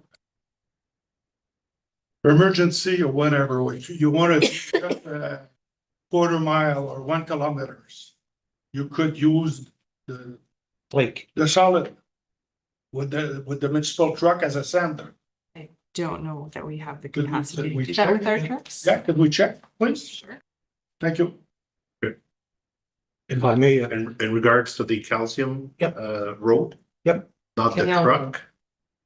no, well, the flake, it is Oh, a yeah. flake, Yeah, and they used to do it in, Yeah, on the rail bed. yeah, Miss Henning is gonna check to see if our trucks can do it. So I just wanna make sure it's not the same question as Mr. Bellerin just said, Okay. or a comment to deflate trucks or the hard calcium that can be sprayed. Okay, if that's the case, I know it could be done because they were doing it. I remember, I'm old enough to remember the truck Okay. going by. Well, she doesn't seem to know. I used to, but she's gonna check if we have the trucks in it, we can do it, so. Anything else to add? No. Okay, thank you. Any other questions by council members? None? So, I'll just make my own comments. There are other roads in the municipality that could use additional, calcium. That I think of, and, Dokey's Road would be one of them. And there's also Champlain Road that is, very populated, compared to a few years ago. Like, I think there's houses on Champlain, on both sides of, on the river on the other side. So don't forget that once, Champagne Road, I mean.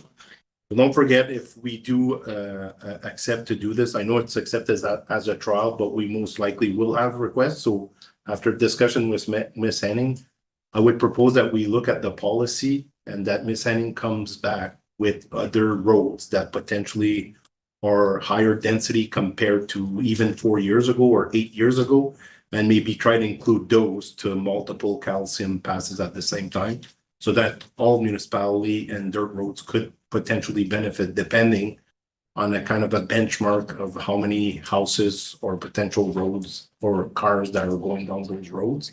I don't think it's just a 4 roads only solution, but I do agree that at least for this fall, we can do a trial and actually spray those 4 roads. So, yes. Could we just wait and look at that policy in conjunction with budget time? Because I Yeah. think we know that amending that policy will have budget implications, so I don't think that one should be done outside the purview of the other process, Yeah. because we need to be able to take into account if we are going to add roads, what that would look like on an ongoing budget basis. Absolutely. And the same thing as the winter service road level will be brought back at the next budget to be looked at. So just a show of hands, everybody in agreement that we at least do the 4 roads as a trial, and then that will be brought back at the budgetary time For this fall. for this fall. It wouldn't be brought back for budget as. Yeah, it will be brought back to budget. Yeah. So we will do the We'll do 4 it. roads right now. We'll find the do money it, for but this. we fall. also want to look at the policy for long-term benefit. So. Sure. Thank you. Are we okay with that, Monsieur Pierre? All clear. All clear. All clear? Thank you very much. Back Okay. to you, Madam Mayor. With that, I'll take a mover and seconder for recess, please. Ferrin and Rivard. Excuse me. I have a Just one question, second, please. please. It is moved by Counselor Fedin, seconded by Counselor Rivard. At approximately 8:17 PM, a motion was tabled for a 10-minute recess. Okay, all in favor? Carried. Sorry, thank you. Okay, you're talking about budget and stuff like that. Uh-huh.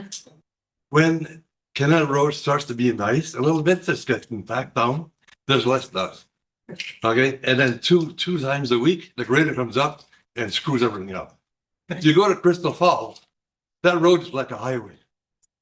Why isn't that road graded like over here? Oh, you're asking the wrong person because I don't operate a grader. So I will say, I will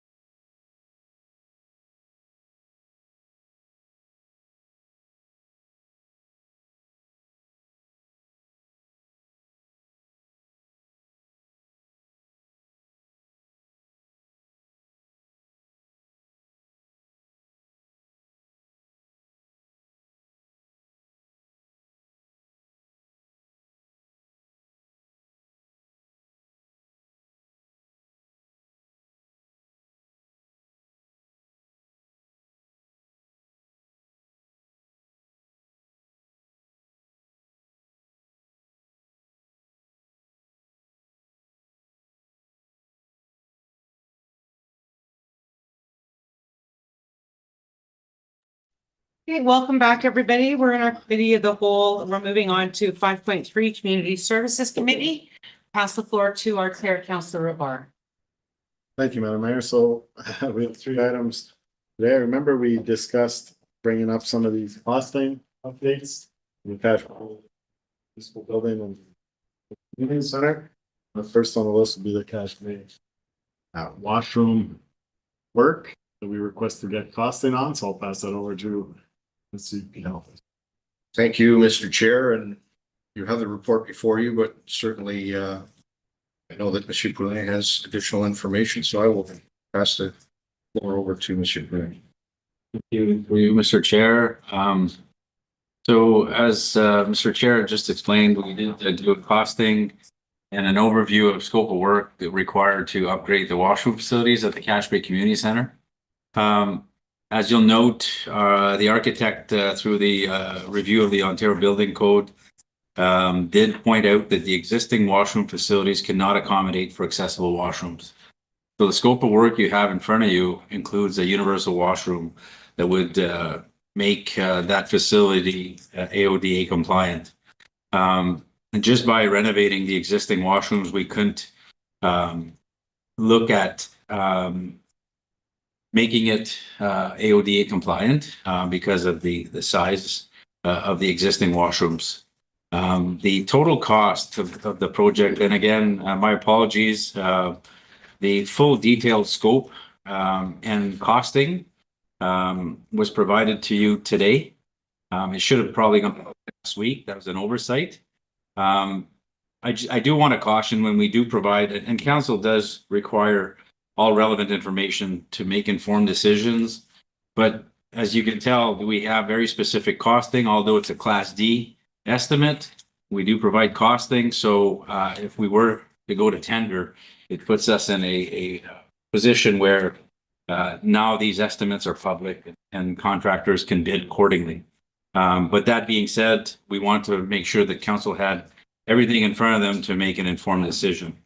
So breaking down the $216,000 scope of work, the page that was provided to you today, it includes both the construction of a universal washroom, and it also includes the full remodernization of the 2 existing men and women's washrooms.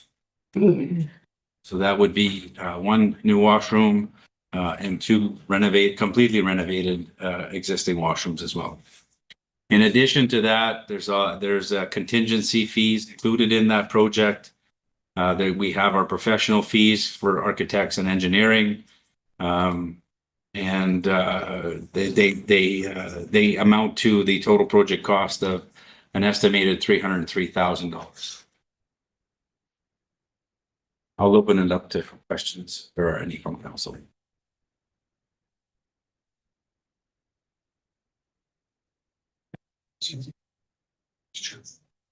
Oh, sorry.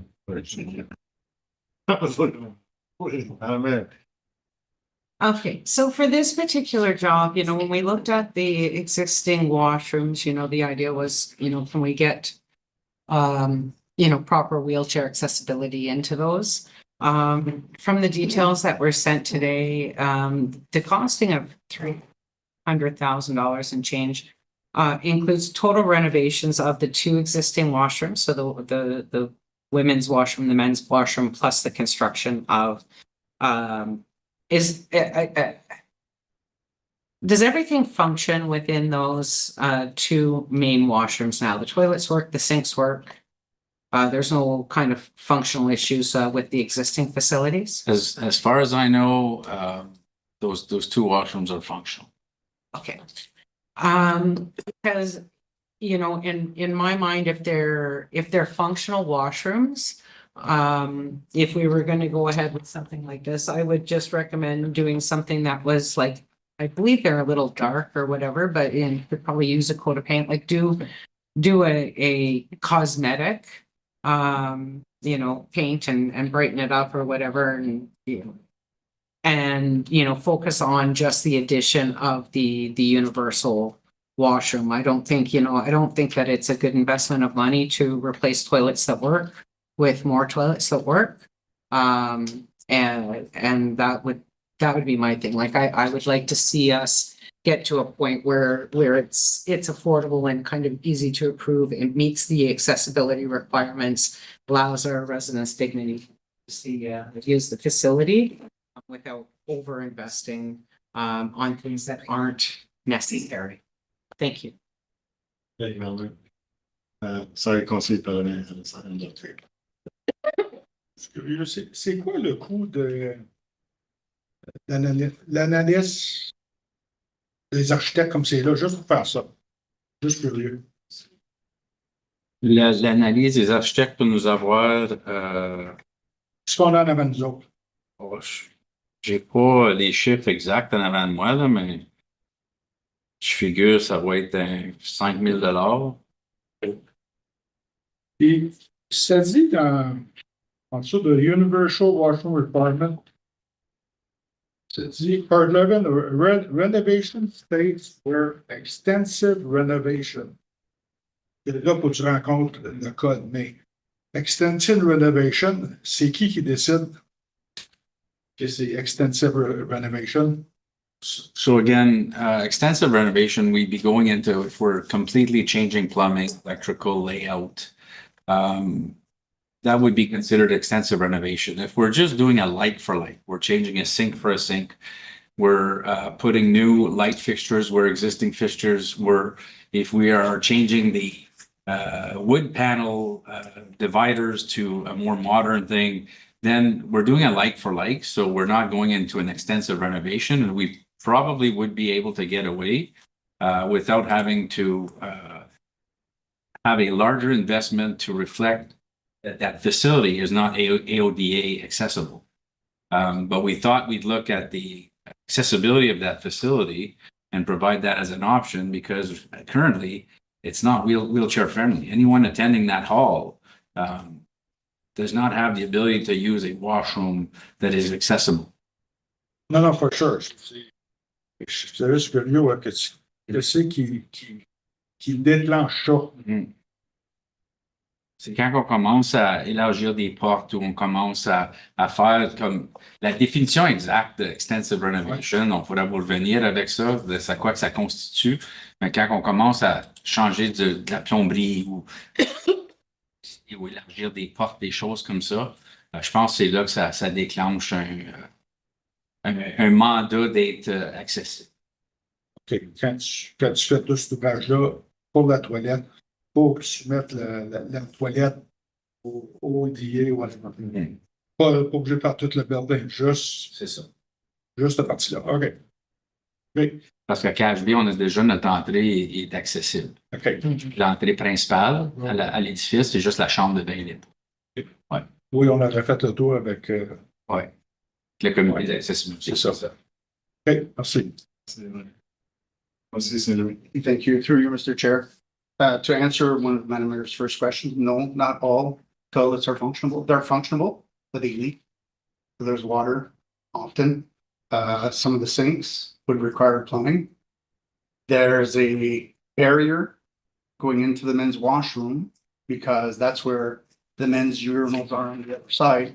But there's a big hole in that wall, which now I understand why, which makes sense because the light is on the other side of the wall. So to go into that washroom, you got to walk around in the dark so that people can reach. But yet, when you have a bingo and you have 20 ladies waiting to go to the washroom, you got a big hole in there seeing all the men urinating, right?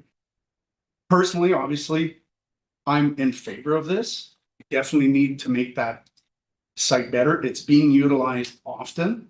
My question, however, is, do we need 5 toilets for the ladies? Do we need 5 urinals for the men? Because I think right now, there's only 3 urinals for men. So why can't we have 3? And I think there's 1 bathroom, 3 urinals. So why can't we go with 2 bathrooms? And the same with the ladies, to save on costs. I believe I could answer that for you. I just didn't.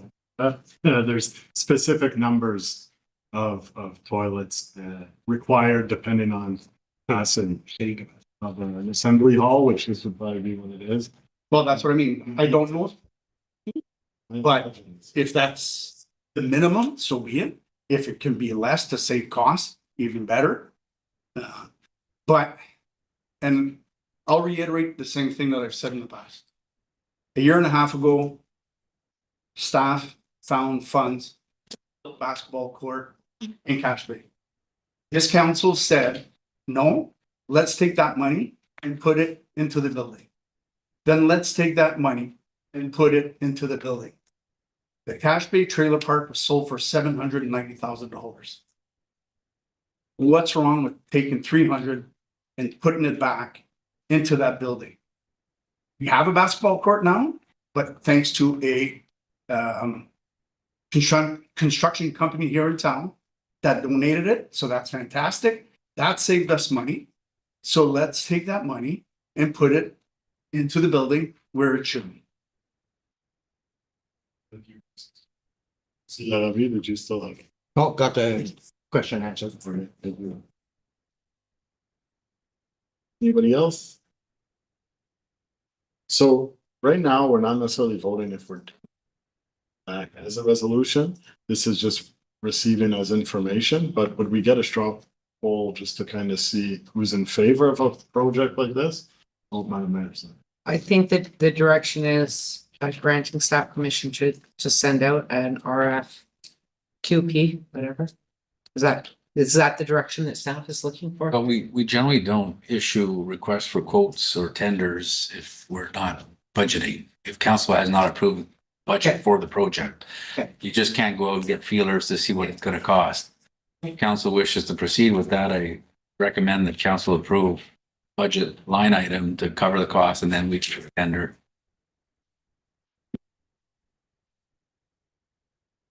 So would we actually have to go through a budget line item to do this, or no, it would just come back? Or it would just come back at budget time? Or I know because this first came up with that entire land disposition reserve. Yeah. So would we have to vote on that now? Especially that process, would have to look on it. We have to see if we want to take that money from that reserve to do a project like this, or would we be better off to do the other one as well first and then talk about that for then? Is that both, the next item is about the similar price? It's about 600,000 right off the bat of that reserve fund. Procedurally, how do you think we go through this, Madam Mayor?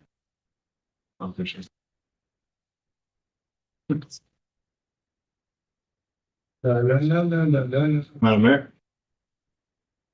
I would kind of discuss them together because I think that they're related. I believe they're related too if we expect to take them from the same kind of pool of money. But I don't really know if we're going to one versus the other. I guess just by a show of hands, who likes the look of a project like this? Yeah, can I ask a question? When we decided to have the land disposition budget put together, I thought that we were gonna come back with all of the project and vote which project we'd like to move forward. In regards, before I would accept to even do anything in Cache Bay, I'd like to see the usage of the building at least for the past few years. I know, Rock, you mentioned, we mentioned it's used a lot, but what's a lot? Like, it's 12 times a year, that's once a month, so and financially, we can't fix everything. And we want new things like pickleball courts and other things, but unfortunately, we don't have that amount of money to actually do everything. And we have current infrastructure that needs repairs, and we need bridge repairs, and we have the wharf repairs that we're gonna have to make a decision onto all of those things. So I'd rather look at what we have here and anything else, and then take that budget of land disposition and then put our priorities from 1 to 10 and start attacking those moving forward. That would be my suggestion for the land disposition. Thank you. Thank you. That's suggestion. I thought there were other items too that we asked for costing when we had kind of brought up this subject. Councilor St. Thank you, through Mr. Chair. We did that. That's how these three came up. We voted on this. So why are we going backwards? Staff came to us, provided us with their information, and they said, which one would you like us to look at? This is what we as a council voted on. These three things. So staff went out, did their due diligence and came back to us. So I don't see why we want to go backwards. And I'm not just saying that because it's Cache Bay, nor Monetville or Verner. I'm saying that because as a council, this is what we decided, whatever, 2, 3, 4 months ago, and gave direction to our staff that go out, get us the pricing, and they went out and got us the pricing, right? So I don't know, again, I think we've decided on that already. Thank you, Councilor St. Conseiller Padrin. Thank you, Mr. Chair. I agree with Councilor St. Louis.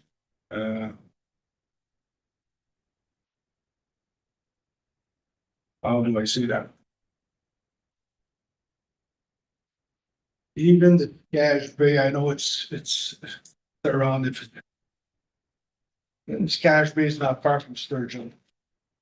They want to keep their building, and yes, we should take the money that was from the sale of the trailer park.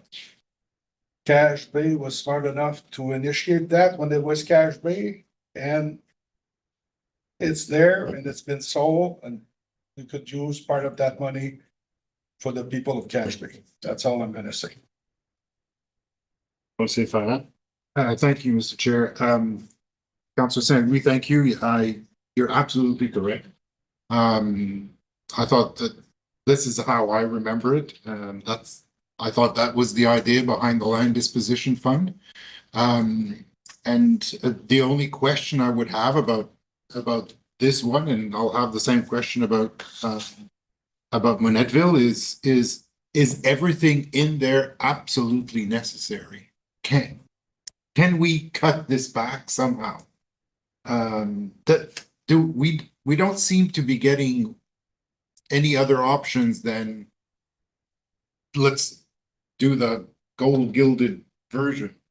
I'd like to see, let's do everything, or let's do, this, or let's do the bare minimum. That we can then pick and choose what we want, because I'm not convinced that every line item on there for both of these projects is absolutely necessary. Thank you, Councilor Larrabee. Thank you, Mr. Chair. I agree. I'm not going to repeat what Councilor St. Louis and I said. But if we go on the model that the more it's being used takes priority, while we might as well get rid of the outskirts, because you'll never have anything on the outskirts, because you've got 20, 30 times more resident than Sturgeon Falls. So let's de-amalgamate and get rid of this municipality. We represent everyone in this municipality, either it's Cache Bay or North Monetville or River Valley or Field. They're just as important. We got amalgamated. To move forward, we got to represent everyone. Decisions has to be fair. It's not more should receive more like it. I'm sorry, but on this issue, I can't agree. Thank you. Councilor Padrin. Mr. Chair. I also agree with Councilor Farrand about when we get something, it seems like from the consultants, it's right up there. Like the bathroom, like Councilor St. Louis was saying, one lakes or something like this. Isn't there? Can't this be addressed by staff? Like me, if my toilet leaks at home, I'm gonna fix it. Like there's stuff that staff should be able to do. We've got some very knowledgeable guys that works for us in the arenas in the wintertime, and then they're around in the summer. I think for this would be the perfect example that the stuff they could do, and we could save a bunch of money. Thank you. We'll see you. Chair, may Oh, I Jeff, yes, go ahead. on that point, Counselor, if leaking faucets or leaking toilets are reported in a service request, our guys do go out and fix that. I can guarantee you that. We do have very handy guys. We have a plumber on staff. We do look after that. If the public advises us that there's a leaky faucet, it's fixed. I can guarantee you that. We're not building, to Councillor Ferrand's point, it's not the Taj Mahal that we're building. Is when consultants provide us with scope of work is based on the Ontario Building Code for assembly occupancy commercial buildings. We're not working with an individual garage for a private home. We work under a different set of guidelines. And when they provide us with ODA accessible washrooms, they meet very stringent requirements. There has to be a panic button. There has to be a lot of required equipment with those. So it's not that we're putting granite countertops in our washrooms in Cache Bay, but it's just the cost of doing business and assembly occupancy. And I just don't want the public and council to think that we're always coming in with the Cadillac. That's not it. If council wishes for us to do the bare minimum, you're right, we have very talented staff, Councillor. We can go in, we can put a fresh coat of paint. We can change, we can put a small vanity. We can change a couple light fixtures. That wouldn't require a whole, it'd be like for like. We can do it on the most inexpensive way. If that is council's wish, direct us to do it. But what we were told is upgrading the washrooms, same as what we're going to be talking about for the Monetteville kitchen. I've got in front of me what Monetteville, the group, asked of council when they presented here in December last year. They wanted an HVAC, they wanted a commercial sink, they wanted, so that triggers a lot of different requirements for a commercial kitchen than running our own kitchens in our own homes. That's what I'm trying to get across the council. So that's my statement, Councillor. No, thank you very much. I believe, yeah, maybe some people aren't aware of it too, that I wasn't aware that we could ask, you know, how much would it cost to just go in and renovate the current washrooms by changing toilets, and like, is that does seem like it would be an option, right? If we did ask like for some sort of costing just for our own staff to go in and renovate and do a fresh coat of paint and change a light fixture. I think through you, Mr. Chair, I think council has to look strategically as well. If we're just going to piecemeal and we're going to do renovations of the washroom, but that we have a leaking roof or we have a cracked foundation, but we're going to look at the washrooms, like we have presented to council building condition assessments. We know what's wrong with all of our facilities. We know how much investment is required in all of our facilities. So to just go in and say, we can go in and to that point is to go in and just do the basic renovation of a washroom and not make it AODA compliant when councils advised us to try to tackle the AODA compliancy of all of our facilities, then we're taking a step back, in my opinion. If we're going to make full use of that hall, but we're not going to have our washrooms AODA compliant, then strategically, what are we looking at?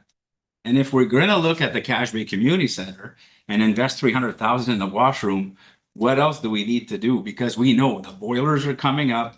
There's a lot of bricks and mortar stuff from that facility that needs to be updated. So it's not just $300,000 for washrooms. So strategically, I think council has to look at the bigger picture. So I think that's just why I mentioned maybe that would be an option that would be wanted by councils, just a sprucing up of the washrooms in the meantime until you have the more strategic option. But Councillor Nicol, you had your hand up. Yes, thank you, through you. I think last winter, maybe you gave us the report, had the usage of the halls, and you can see a dip during COVID, and then you can see it, and they are used quite heavily, right? So I'd have to go back, define heavily, Councillor. I know we do have the odd rental, we have the odd baby shower, we have the odd funeral reception. Our biggest user is the Club 50 with their bingos. That hall is granted to them free of charge by council. And that's our biggest user and our most consistent user. So heavily used, we'd have to compare and look at what that definition means, but obviously there is activity in that hall, but it's not a daily occurrence. I asked or mentioned a follow-up. My personal opinion is, I think if we sell municipal assets, we should reinvest it into municipal assets. But I also think we need to have a discussion on which ones we end up choosing to keep open and which ones we end up being closed, because there's a lot, like Mr. Poulan said, so I don't know if this is the time for that discussion or maybe budget time, but I don't know, do you fix things to inevitably close them, or do we pick and choose? Just not sure the right decision. It's just my thoughts on that. Questions? Councilor Singh. Thank you. So I guess this is a question, and I don't disagree at all with the fixing them up, but the minute we touch them, do we have to put an AODA? So can we put an AODA, however, just fix the two washrooms-ish to lower the cost? Would that be possible? I'm not sure I'm following you, Counselor. So everybody wants to just spruce up the bathrooms. Yeah. However, I believe that we need an AOD. I think we need to make it accessible. We touch on the fact that, oh, well, you know, we might have to fix the roof or the mortar or whatnot. You gave us timelines and a while back of everything that has been done. You know, we spent 100,000 in cash pay, whatever, in 2020, and then now maybe this, and then the next step would be like 800,000 later on, whatnot. Well, if that 800,000 included 300,000 of fixing the bathroom, well, now that 800 is no longer 300,000, right? So if we, and that was my thought back then, if we can tackle projects little by little, then a lot of our buildings, whether it's Maneville, Verner, Field or River, or even here in town, it won't hurt as much when we fix them, right?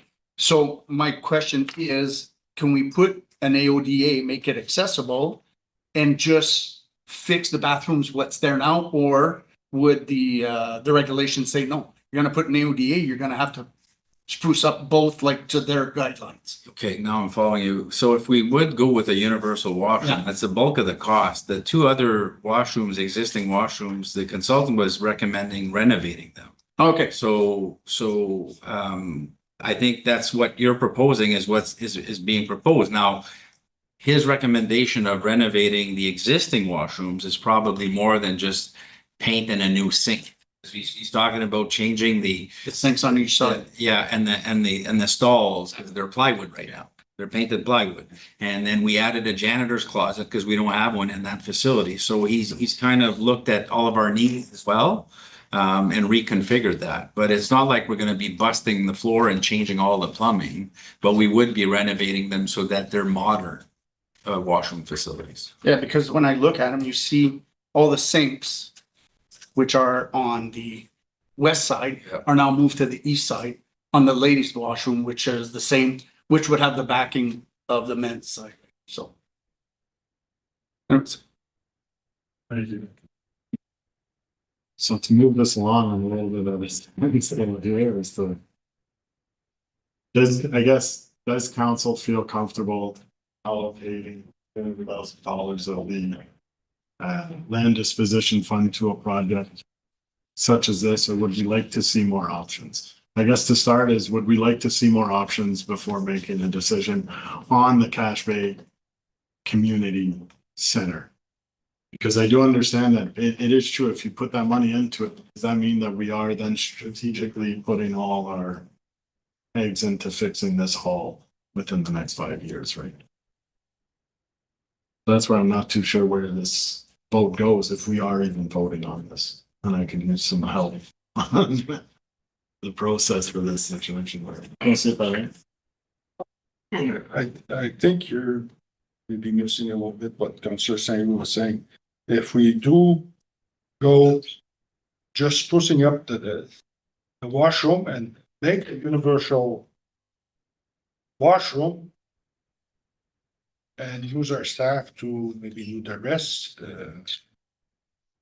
God knows how much it's gonna come down, and then the price tag for the rest, like you were saying, 2 years or whatever, this is gonna come down too. So I don't know, I'd like to see maybe something else come up, a little smaller than this, but fix everything. But on a smaller scale, if that's, Yeah, if I understand Councillor correctly, Mr. Chair, I think we can go back to our consultant, have a standalone construction of a universal washroom, that's AODA. And then look at doing the like for like bare minimum of the 2 existing washrooms. And see how much we can bring that cost down. We can do that. And I'm confident we should probably have that done for our next. I feel like that's kind of towards the end. So by a show of hands, who would be in favor of receiving that information at a future meeting? Thank you. So we'll move on to the Manettville Community Center. Kind of come around with any type of confusion on my end, but I'll try to do it better here. So I'll pass that over to Monsieur Pion, who want me to pass over to. Yeah, thanks you, Mr. Chair. I'll just make a couple comments, but again, this is, this report is directly related to what the ask was from the membership or from the management or the volunteers that are, primarily using and managing the hall. There's an elevated cost, but again, you have to reiterate because it's a public assembly building, building code kicks in, a number of issues kick in when you start to construct a commercial kitchen. Because right now the existing setup is basically regular range and a 2 sink that you'll see in any kitchen, any residential kitchen. Certainly, I think there's a commercial dishwasher in there, but there's a hot plate, and it's just basically an ad hoc community kitchen that is really not suiting the needs of that membership. And they were looking for information and potential costs and support with regards to what that would look like to go to something that was a little bit more functional. Right now, it's health unit approved, but on the basis that they are not necessarily preparing food, they're showing up with catered food or supposedly cooking food outside and utilizing these appliances really to maintain things on a hot basis so that they can serve a hot meal. But it's not really geared to actually being a kitchen that starts to prepare uncooked food from top to bottom and then serves a large sort of group of people. So as you'll see from the report, yes, and again, we include the bringing it in of the actual breakdown of everything, what those potential costs are. In this state, it really is something that's beyond staff capacity with regards to if we're gonna sort of spruce the place up or do this or do that. There continues to be a number of different options, and I think preemptively before we start to get into the costs of what the engineer or what the consultant has proposed here, there are certainly different options that we can look at with regards to this hall as well, with respect to perhaps some new appliances and newer equipment. There's a 2-door fridge there that's non-functional that you can't put anything in, and I think that's part of the ask that they were asking for. But again, this is if we were looking at making the Manettville Hall into a start to finish production of food service to a large group of people in a public assembly style thing with commercial sort of appliances. This is what we would be up against when it comes to costs. With that, I'll pass that over to Mr. Bleda to elaborate. Thank you, Mr. Pilon. Through you, Mr. Chair. Again, we looked at this at providing council with a report based on what the Manettville community group had requested. And that includes exhaust vent, fire suppression for commercial stove, a large 3-basin kitchen sink with a commercial style faucet, air conditioner, air exchanger, HVAC. So when you get into those types of expenses, or improvements into a commercial kitchen, again, as Mr. Pilo mentioned, it's an assembly occupancy. We have to look at the building code and address fire separation. We have to address the makeup of the floor because it is tied to our fire hall. So we do need proper fire separation. The code requires it.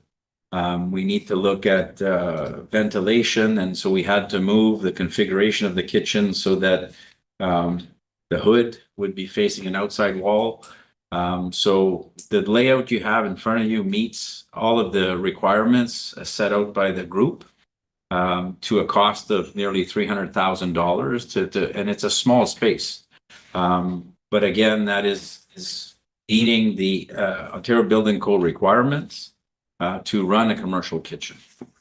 As Mr. Pilon mentioned, depending on the use of the kitchen, because as soon as you start cooking with grease, whether it's bacon or even turkeys, or you need to have fire suppression system in there. Those are costly items. If we want to look at, again, a like for like bare minimum improvements, we could upgrade the equipment. I know the fridge that they have is tagged out. It's not keeping the items cold enough, so that would need to be replaced. The hot plate they're using is probably older than I am. I'm not sure how safe it is, but we could help them out by upgrading the equipment in the kitchen. The triple sink triggers a grease interceptor. As soon as you have a triple sink in a kitchen, we have to install a grease interception system. We can't get away from that. So we'd have to go back and discuss that with them, see if they could continue working with a two sink system and doing the bare minimum if council does not wish to invest $300,000 in that facility. To Councillor Nichols' comments about Cache Bay, the hall being used, we have a community group that is putting a lot of effort in that facility. They do plan a lot of activities from pickleball to card tournaments and whatnot. So that facility is regularly utilized. And they do sometimes have outside functions that come in that do require the kitchen. Now, if we were to do a bare minimum upgrade, then I think we'd have to have some type of an agreement with whoever's using that kitchen, that it's not a full-blown kitchen use where it's just to keep things warm, keep the gravy warm, and you're not doing full-blown meals in that kitchen. It wouldn't be equipped for that purpose. So it'd be mostly just a food prep or food serving area. So I leave that to you, Mr. Chair, to direct traffic on this discussion. Thank you. You helped me out a little bit. So one question before we begin. Would that be currently what they're using it for? Exactly what are they? Let's say food prep. I'd have to have that discussion with them to get more detail. So I'll open up the floor for any questions or comments. Or any ideas? Also by that. Thank you, Mr. Chair. Well, I'll ask my question again, I'd like to see some options. I know that also when Minettville Community Center, the newly incorporated Minettville Community Center came and presented, they've been asking, I think they had been asking for a while before that, but what they're also asking for is a long-term lease on the facility. And if I'm not mistaken, you might correct me on that, but I think if they have a long-term lease, are they not entitled to apply for example, for funding from Trillium in their own right? I think that's the case, but you might say it's not. The reason I'd like to see some options is perhaps, what can we give them now? And then what can they then go out and apply for funding if we can follow through on organizing a lease for them? So that's my comment on Minettville. But also I'll just reiterate what Councillor St. Louis said, I think that was the idea behind the land disposition fund, is reinvested in our facilities, especially our community facilities. So, you know, I think we have to spend some money on, especially Manettville. I mean, they're what, a 45-minute drive from here. You know, if they don't have that facility there, they are not going to drive to Cache Bay, Sturgeon Falls to have their events. They're just not gonna have them, I think. Thank you. Councilor Laverde. I'm in favor of this. We need to look at this project. Maybe we could get a second plan on trying to cut corners at some places, but when it comes to kitchen, the health inspector is really stringent on this. And this is very important for the resident there. They use it. They came here last winter for Christmas, and they're a good group. They're enthusiastic and they want to work. So we need to help them, definitely. Thank you. Thank you. Your hands up. Madam Mayor. Thank you. First of all, I'm familiar with the kitchen and the layout and the way it's used because I do attend several events there. It is absolutely true that it is very well used by the community. And, you know, I'll also point out the fact that North Manettville was, I always don't like the word unorganized, unincorporated town. Unincorporated. And that facility was built by the residents with money that they raised themselves. We inherited it on amalgamation. I do have a couple of questions in regards to the price. So does the pricing include all new appliances, or did the pricing account for what is already owned and can continue to be used there? We were looking at replacing all of the equipment. We gave ourselves an allowance of 30,000 for that. Because the equipment that are in the kitchen currently, the dishwasher is commercial grade, so that can remain. But the range, the stove is like residential grade, and They have a commercial stove. the white one, No, but they also have a large like piano commercial stove. that is not on site? Yes, it is. It's in the corner. The one with where the you have hot plate? Where you have the fridge and the freezer. There is a large commercial stove because that was one of the points that we've been making for the last 4 years and trying to advocate for some of this work is that there was a commercial stove in the space without having an exhaust hood or a fire suppression system. Like it's like either 4 or 6 burners with the full griddle next to it. Like there is a full commercial stove in that space. That's the one with the hot plate, Madam Mayor? That's probably what you're calling the griddle. Yeah, a griddle. I don't know.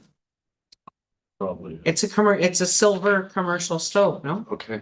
No, the one I'm thinking of is the one with the big hot plate, but it's got 2 electric elements on top. That's it. And then 2 big sections of oven underneath. And that's the one I'm saying is dated. Okay. If we're talking about the same unit, but we can look at what they have. Yeah. Like for. Because I know they purchased the dishwasher not long ago. Yes. They do have a sink there. I don't know whether the sink works with that design, but the design is actually really much more functional than what is there now. But you know, again, the cost is alarming. So just to clarify, Madam Mayor, through you, Mr. Chair, the 3 sink is included in the design with an additional hand washing station as the code requires. So that was built into the design as we have it now. So that the sink that they have on site can be used. Correct. Well, it can if we adopt the full scope. Mhm. Because I will say the sink that they currently have, I believe, is a 2 compartment sink. It's about 8 inches deep. Like it is the sink that you would find in a very affordable rental apartment, and it's a very, and it's, they're washing dishes for 150 people They will be on Saturday night anyway, if anybody wants to go for supper. It's just not, it's not a great setup for them. It doesn't serve the needs of the community, so. So I believe to keep things moving, I think it would be very similar to the Cashway Hall idea overall. So I like what Councillor Farhan brought up about exploring that lease option as well beforehand. Because I think that's kind of the whole decision's contingent on if that's a route that we're gonna go instead. But by a show of hands, would that be similar to the Cache Bay Hall and potentially looking into this lease? By a show of hands. Okay, thank you. So we'll move forward to the Verner Municipal Building update. That one is all. No.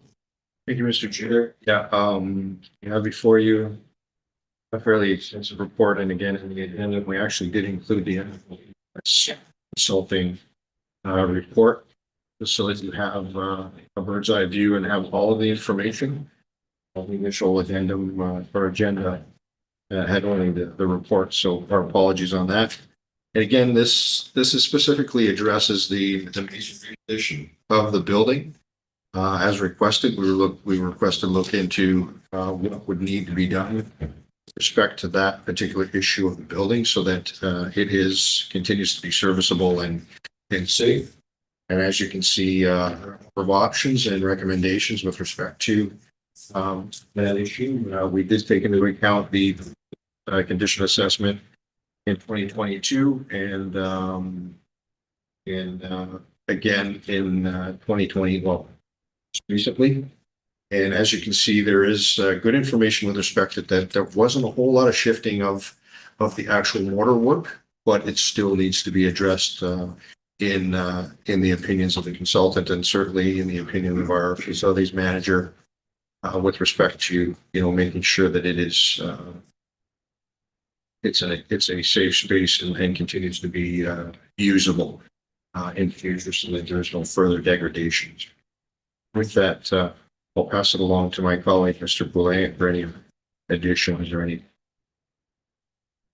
Mr. Chair, as Mr. Pilon alluded to, we do have a report, an updated report from our engineering firm. They are recommending that we proceed with some masonry repairs. And what we're looking at is a total of approximately 750 square feet of mortar joint repointing and about 85 linear feet of helical wall tie lateral resecurement.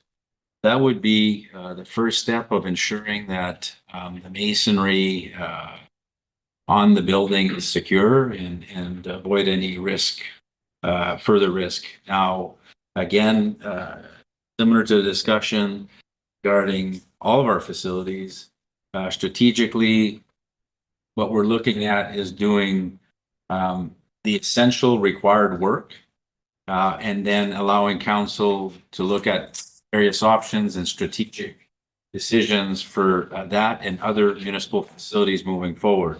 So in the short term, we're looking at around $50,000 in repairs with a $10,000 budget for consultants to be involved in this to ensure that everything is spec'd out and done accordingly. So we're looking at around a $60,000 budget to do some of the work that's being recommended.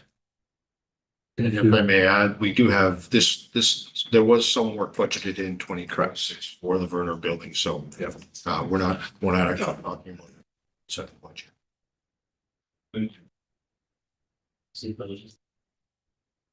Mr. Chair. Le tender qui est Global Project was tendered in 2024. C'était combien le tender? If I'm not mistaken, the tender for the canopy, the entrance, and some of the masonry repair was around 275, if I'm not mistaken, eh? Or close to 300. It was around 300. Yeah, it was around 300. Yes. So that was for the masonry repair. But the scope of the masonry repair was larger than what we're recommending now. We're just going to be looking at the problematic spot and not the entire facility. Moi, je trouve qu'on devrait passer là-dessus. Parce que si, comme vous avez vu, je vous ai passé bon, qu'on a eu de quelqu'un de la place qui est un expert. C'est ça qu'il fait pour bâtir des buildings industriels. Et dans sa quote, ça inclut de enlever la brique, souffler 2 pouces d'insulation, puis ça mettre de la tôle, finir avec la brique en bois. Vous le voyez sur le portrait, là, ça donne une bonne idée, il a fait ça avec un neige. So, si on répare la brique, puis après ça, on veut aller avec ça, ben, c'est 60 000 pièces garochées à l'eau. Puis on n'a pas encore d'insulation en arrière là. Fait que lui, il recommandait de l'insulation sur les murs, les plafonds, tout de A à Z, que c'est que les consultants recommandaient. Mais comme des raisons, on peut juste faire les murs et les châssis. On peut demander une cour pour ça. Parce que si je ne me trompe pas, le toit ne coule pas. Right? So, tant que le toit ne coule pas, ça, c'est pas un problème. Si je peux juste adresser ça, conseiller, le toit coule pas, mais il y a quand même de l'eau. Ça a été identifié par des ingénieurs. Ce qui cause la détérioration de la brique, c'est que l'eau s'infiltre de la toiture en arrière de nos murs extérieurs. C'est ça qui est après à causer le plus gros de nos problèmes. Puis ils disent dans le rapport initial que la première étape, c'est de sécuriser notre brique sur la facilité. Ensuite, faire la couverture puis le flashing au top pour empêcher la continuité de l'eau qui rentre en arrière des murs. Oui, ça, je peux comprendre ça. Peut-être mettre un autre flashing. Mais encore là, si on fait la brique, on ne peut plus, si on veut changer ça avec la tôle, on ne peut plus mettre l'insulation en arrière là. Parce qu'on a réparé la brique et tout est correct. Ça veut dire, si on est pour le faire comme il faut, parce que si on fait l'ouvrage que c'est que lui recommande, puis comme je dis, il fait ça, c'est gagner son pain. Là. Il bâtit des buildings industriels. Fait qu'il dit, faire ça, ça arrive en bas d'1 million. Et vous ne retoucherez pas ce building-là pour les prochains 20 ans. Donc, c'est ça mon point. Merci, conseiller. So Russell. Thank you, Mr. Chair. Just wondering, again, as one of our previous discussions about one of the bridges in our area and just having information brought on, I don't want to say unrequested, but we haven't put out any tender for costs and feels like we're back in the same situation, looking at information being brought to the table here that hasn't been requested yet by council. No opportunity for any other organizations or businesses to put their information forward. And I don't think that's good practice. I don't know if it's point of order to have information that should have been shared, actually shouldn't have been shared, but if it was requested that there was opportunity for others to share their information as well, because it just feels like we're going back to the same situation as one of the bridges in the region where we had someone who said they could do something for a certain amount, and it's certainly not good business practice to start unsolicited information being shared here and being shared in the public with respect to costs. I think we asked staff to bring information forward, and that's what we received in our package here. And I think that's where the discussion is, whether we decide to go ahead with it or not. But I think to start bringing information to our table here that we have not requested formally for staff, I don't think it's good business practice. I just wanted to share that. And if it is point of order, if we can just focus on the information that we have in front of us and make our decision on if that's how we'd like to proceed or not. Thank you. kind of has a point there in relation to this. It isn't. The report we did receive was that. I know when we speak about other things being shown last minute, this would kind of be some of the aspect on the other side of things. So, no, I just received this as well, and I get where you're coming from. It kind of paints a picture as to what may be out there, but I did also just receive this not too long ago. Well, so I think we should stick to this report and discuss this, and then potentially, if we want to direct staff to look at a full costing again, but I think we've already just. We'll see about it. On that point, if I may answer. We voted on the last time that we get a second opinion on the 2.2 to 2.7 million dollars for the project. That was the idea, to get. We didn't get a second opinion on the 2.2 or 2.7 million. We got an opinion that we. Now we're gonna just remove fix a few bricks. To me, I took it, a second opinion from a professional that does that for a living. Yeah, I believe that's the point of order though, is we gotta stick to. Yeah. Understand where you're coming from, but yeah, I believe that this is kind of a second opinion where it's presenting different approach. Fixing the building, kind of a piecemeal approach, I'd say. Madam Mayor? I would just like to say that I'm in favor of moving forward with option 2 and getting the required repairs to the building done as they're an immediate need as identified by staff. Thank you. Anybody else? Yeah, just one question, Mr. Chair. Did we consider just removing the brick and steel siding on the building? So through you, Mr. Chair, the consultants, I'd have to go back to the initial report, but I believe the way the brick is configured to the building, it's prohibitive to remove the existing brick. It would compromise the facility itself. I'd have to go back and confirm that. But if my memory serves me right, that's why they're not proposing removing sections of brick because of how the brick is tied to the building. But I'd have to go back and confirm. Yeah, I'd be curious that if we are having brick issues, it's patching and fixing things that might resolve long term. That brick is pretty old, if I'm not mistaken. That school is very old, and maybe we look at a more permanent solution instead of putting a $60,000 patch job for a year or two, or that might last longer. But I'd be curious at least knowing if that would be a preferred way of fixing it up.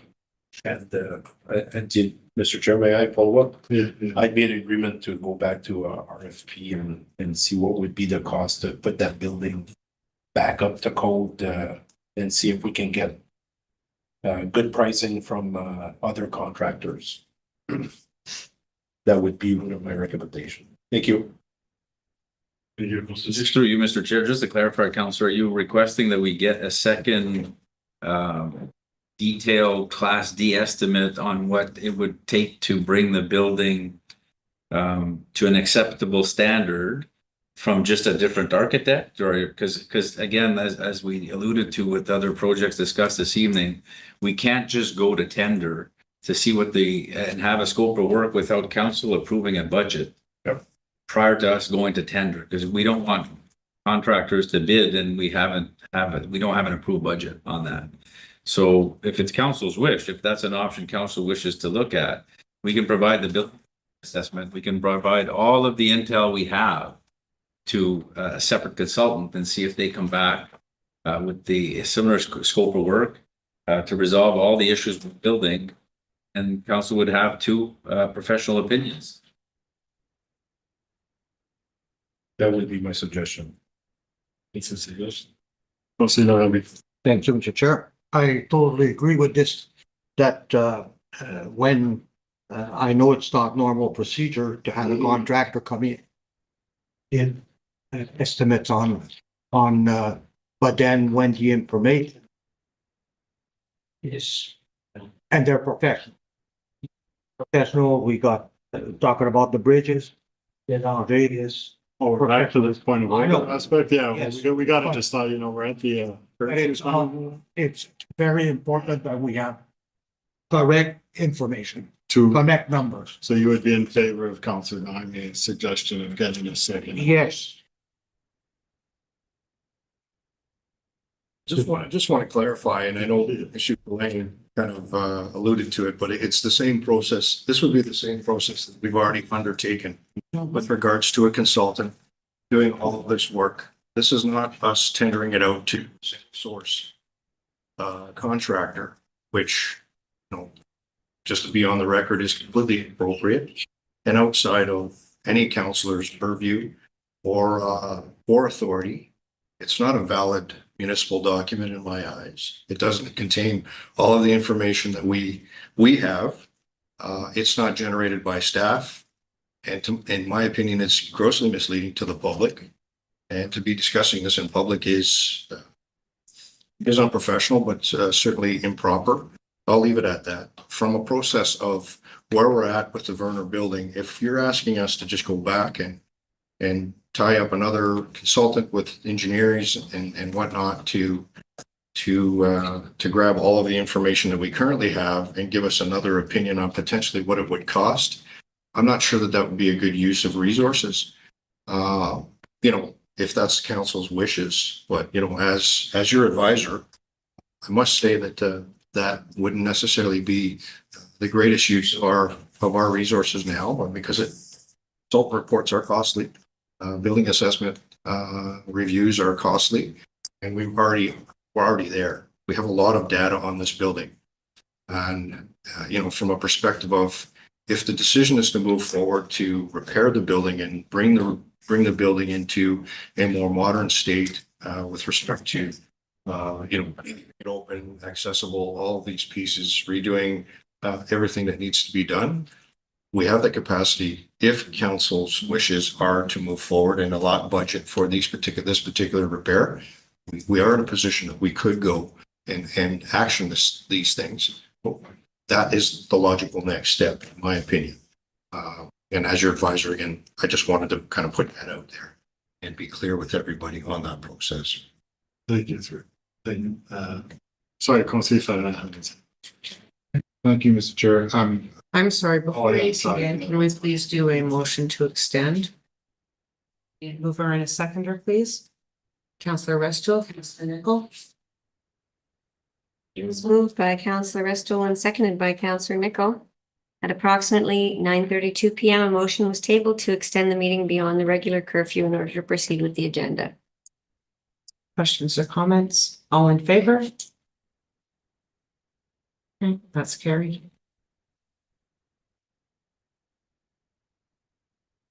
Okay, I'm sorry to interrupt, Councillor. Yeah. Please proceed. Thank you, Mr. Chair. I agree with Councillor Gagne. And it's not just to get a second opinion on costs, but also I'd like to know I'd like to know for sure whether it's feasible to strip brick and put metal siding in the building. I would like to know. But I don't think we don't really know the reason why we're not being given this option with the current consultant. Thank you. So by a show of hands from what I'm hearing is who would be in favor of obtaining another Class D estimate, as I mentioned, that's what that would be called, by a show of hands. That's fine. So it looks like councils will be directing staff towards obtaining a second Class D estimate, and that would pretty much put to rest the idea of going through with the $60,000 renovation, right? Or would that still be something that we could do? I'd just like to ask the question, what is the cost of having a new Class D estimate? I don't know. I mean, are we, I'd like to ask the question, are we satisfied with the building conditions report? Like, are we asking for a new Class D estimate based on the current building conditions report that we have? Or are you asking for somebody to go in and do a new building condition assessment and a new Class D estimate, because those are two very different things and the cost of those are very different. Sorry, yeah, but my recommendation was to go back to RFP. You can't go to RFP unless we approve a budget to, like, you can't ask contractors to quote on projects that we're not willing to fund. And actually, if I recall correctly, the last time we had a conversation about the Vernon Municipal Building, several options were provided to us as far as locations at the arena and what we could do to meet the needs of the community and what would be the most efficient long-term. And I don't even believe that keeping the Vernon Municipal Building was the top choice. I believe that when, and it was in committee, so there won't be any particular record, but there was a lot of interest in finding out more about co-locating the facility. So you can't ask contractors to bid on a project that we're not willing to commit the money for. And if we're going to commit the money, we have to commit the money that is laid out in the Class D estimate that we have, which is the 2.2 to 2.7 million. So we would have to commit that budget before we go to RFQ. If what you want is a new Class D estimate, which is a broad estimate on what the total cost would be, according to the building conditions report we already have, we can do that. But it's not going to be exact pricing from contractor until council actually passes a resolution to set aside the budget that would be required to do that work. Yeah, so I apologize. So in the interim, this was just to get us through that stage so we could finalize our discussion that we had currently had about all those options. which That's was correct. Co-locating this whole building at the arena or having a brand new building or renovating. Yeah. Those were a few of the options. One of them was upstairs at the arena. Addition, one was just renovating. So this that was presented to us today is just in relation to prolong the life of the building that we currently have until we can make a full decision as to do you replace the building, do you tear down, rebuild, do you rebuild in a different location? Do you? So I believe we need to stick to just this request. Are we looking forward? Sorry, don't say that. So what did we vote on the last time when we asked for a second opinion and we voted yes?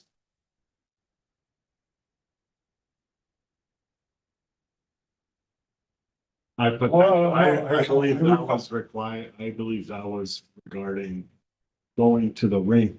Was trying to get in. No, we had something like 5 options. And it wasn't about that. It was about the 2.2 to 2.7 million dollars. Okay. For a second opinion. We voted on it.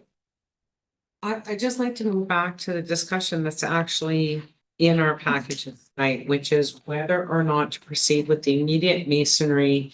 We're already past curfew. We're not into our regular meeting. Yeah, We we could have say, a lot of business that needs to be accomplished. So if we want to come back and continue this discussion, let's defer it and not, well, we don't need a motion to defer, but let's just bring it back at the next meeting. Or let's deal with the question that is actually in the agenda, which is to fix or not to fix immediate masonry issues. Thank you. And I think that's where maybe there's some confusion. Doesn't mean that we can't talk about the other fix later. What they're asking us right now is, do we move forward with this $60,000 to fix the issues that are there? Yes, you might be right that down the road, that 60,000 will be wasted. Maybe, maybe not. However, it's gonna fix the issues and the concerns and the safety that's there now. And so let's fix it. Like I said earlier for the other projects, if we do baby steps here and baby steps there and baby steps there, then at some point in time, maybe our buildings will be fine, all of them, right? So let's start with that. So I agree. I in agreement that to move forward with the $60,000. thank you, Chairman. Very good. Thank you. So by show of hands, who would like to move forward to 60,000? And then we'll move on based on the yes or no by the show of hands. Oh, I should have asked that question 20 minutes ago. All right, so I'll pass that back over to Madeline. All right, thank you. We're moving to 5.4, water and sewer. Pass it to Councillor Patarin. I guess, pass right away to, Monsieur Pillon. So with that, I will hand it off to Mrs. Henning, who's the authority on this piece. I'll try to keep this short since I know we're getting quite late. So combined storm and sanitary sewers are something that we've been working on separating since 2006. You can see in my memo, giving some options of how we can continue to move forward with improvements on this. So option one is just status quo, keep doing what we're doing, separating sanitary and storm as we do projects. And you can actually see in, for an example, at the Queen Street lift station, how we've been doing these, there has been a drop in overflows, so it is working, but we can always, of course, do more. So I've presented a few other options here, and option two would be notifying homeowners prior to our construction projects to see if we can get more people connecting in as we do our projects. There is a cost to us, which is about $3,500 a home to put a lateral in so that they can connect. And then there's a cost, of course, to the homeowner. So that would be my recommended option. And then beyond that, there are options of installing laterals at every single home during a project. However, that can get quite expensive, and unless we're forcing people to pay that extra to connect, it's a lot of money for something that's potentially not going to be used. For example, like on the section of John Street that's being done this year, if we were to install a lateral at every single home, it would cost an additional $80,000 on that project. So it's not a small number we're looking at for something that potentially wouldn't be connected. So that's the options that I'm presenting, and if anyone has any questions. Yeah. I guess my one question would, so by installing those laterals for 80,000, then each homeowner would have to also install something for it to actually. Yes. Thousand to be free. Yeah, so that's a lot of. Oh, And it's a connection in the home too, right? So the cost on that would vary depending on how you're connected in your house. I'm just gonna make a little comment before we do it. I brought this subject, yeah. It's an agenda item. We might say it's costly. From 2,000 to 3,500 per house. But just remember, it's for the next 100, 150 years.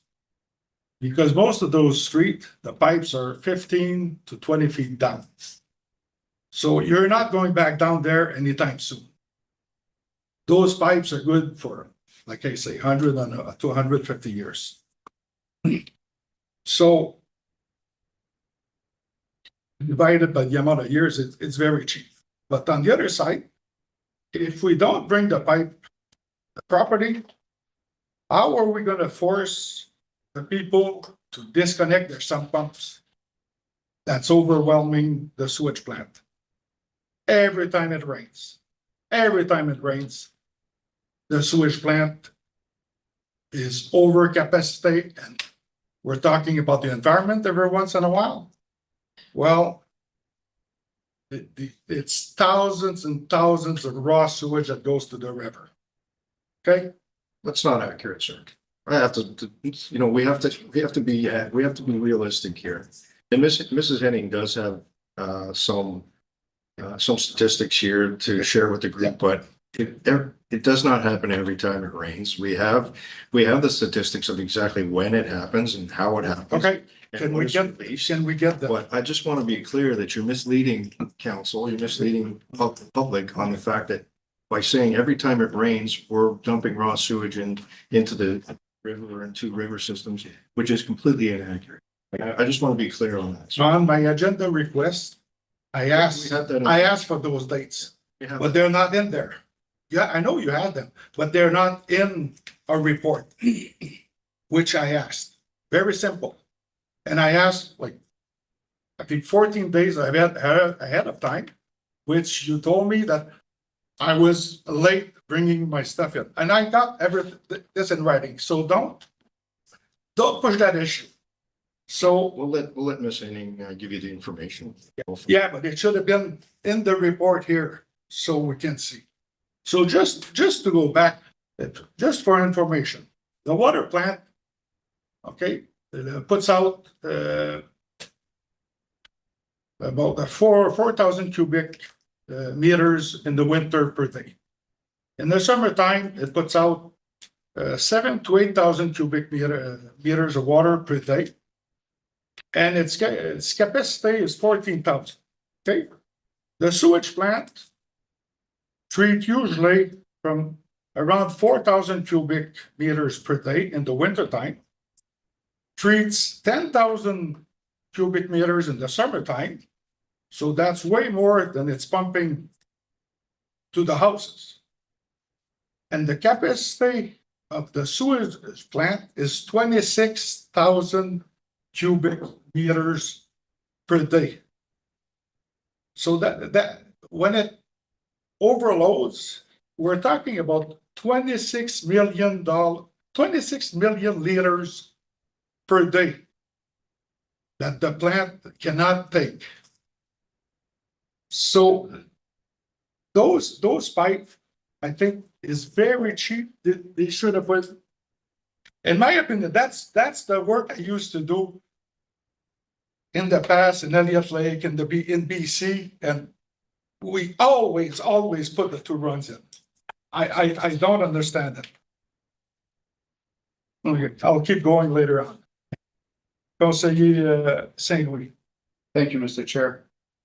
For myself, I believe option one is the way to go. Status quo, the numbers are going down. If we can't tell our residents how much it's gonna cost them, then I understand what you're saying, Conseiller Pellerin, that, you know what, if we change them, they might last for 100 years. That's minimal in 100 years. Well, it's not minimal for me now, and I won't be here in 100 years.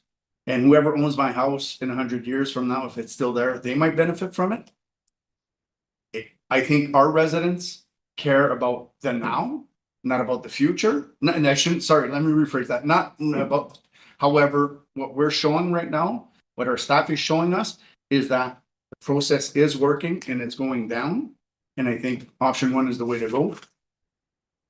And that's it. I just want to move forward. Any other questions? Conseiller Larrabee. Thank you. Could we get a report on what each municipality costs for the sewage that getting, because we got Field that's got some, we got Verner, we got Sturgeon that have that facility. Just if we could have a cost of each individual, that would determine if where there's a problem, where it would determine. Because what are we doing really stop this? That's the shorter numbers are going down. But if you were to tell the people, get your pipe on the lawn or put it close to the ditch, that would resolve those problems. Now we're hiring sucker trucks to go up at a very costly, and that could be fixed. People are complaining that their water bills are really high, and we can't ignore this. I know we're not talking. There's some municipality talk about Sudbury a while ago. My brother-in-law was a superintendent, and he said when it rained, they had to cut a section of the pipe and let it go in the creek. And then after they would take chlorine and spray it in on each side of the bank to chlorinate it. So this is a real problem. We want to save the environment. We're trying to put every rules and regulation in place to prevent doing damage to our environment, but yet we're not putting emphasis on this decision. And the way people are building their homes now, they have their downspout going right to the weeping tile. So every drop of water that hits that home goes into our system. People gotta pay that. So that's, we have to do more than just hope people listen. We have to go and inspect. And I asked, why did they tolerate it in Sudbury? And they said, well, nobody's gonna get reelected if they tackle this problem. But it is a real problem. It needs to be tackled. Thank you. Yeah, thank you, Mr. Habib. Just how are we gonna force people to disconnect their sump pump of the sewage line if there's not a pipe there? The only way they can do it is put it through the window or through the basement. The water is gonna have to run on the lawn. If there's sidewalk, it's gonna have to go over the sidewalk or in the driveway to the catch basin in the street. And there's some houses that have water problem even in the winter time. So if they do that, it's gonna be now a liability with buildup of ice. We have to start forcing people to disconnect their sump pump. It's mind-boggling. The amount that's going into the river. This is a Walkerton waiting to happen. Ask this. No, it didn't come from me there. Every resident on the Lower Sturgeon should be advised every time there's a bypass at the sewage plant. In my opinion. Period. Sorry, can I speak to that because this is a very important issue and you're spreading some misinformation that is very concerning. Great. So here's some facts. So at the Sturgeon plant in the past year, there were 3 reported overflows. There were on average 80 to 90 rain days per year. So there's 3 reported overflows. One of those wasn't an actual overflow caused by rain. It was reported because there was a chlorination issue. So that has to be reported as well. In the past 12 months in West Nipissing, we've had 31 overflows at various lift stations. 19 of these were during the Bay Street failure. So if you remove that, because that was a very unfortunate situation. I mean, we never want an overflow. This is not something that we want happening ever. So if you remove that, there was only 12 overflows, which is actually puts us on par with, unfortunately, most municipalities. Every overflow, every single one is reported to the Spills Action Center, the health unit, and MECP, and the downstream users are notified. So this is not something that we are hiding. It is not something that is happening every time it rains. And we are reporting every single time. So the downstream from the Lower Sturgeon are all advised. Yes. The ones in the area of the overflow are advised.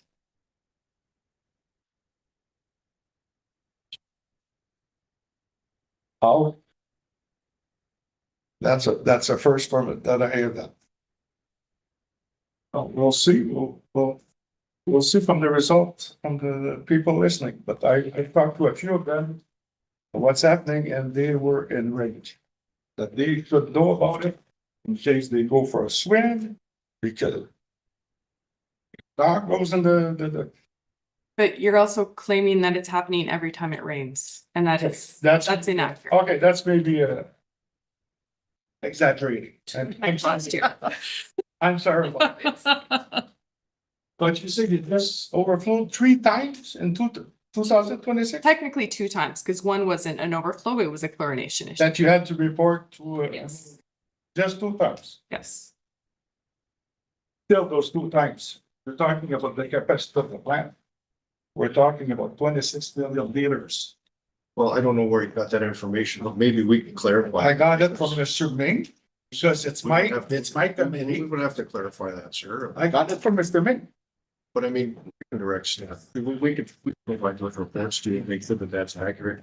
Again, we don't have this information. You're bringing this to a public meeting where we're not exactly sure the veracity of that based on other comments that you've made. So if you'll allow us to maybe confirm that, we can.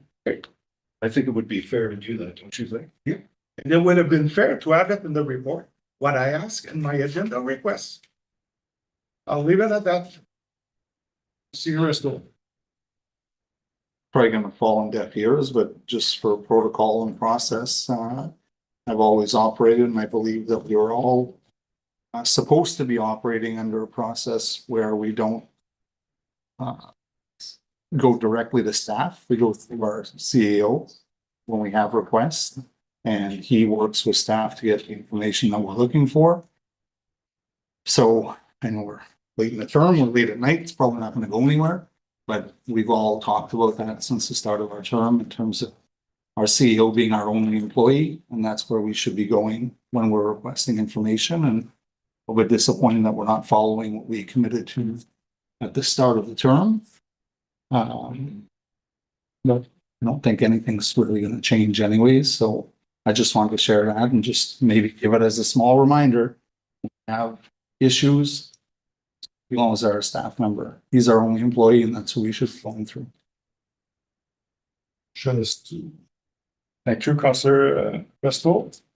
And that's exactly what I did. I asked for some stuff to put on the agenda.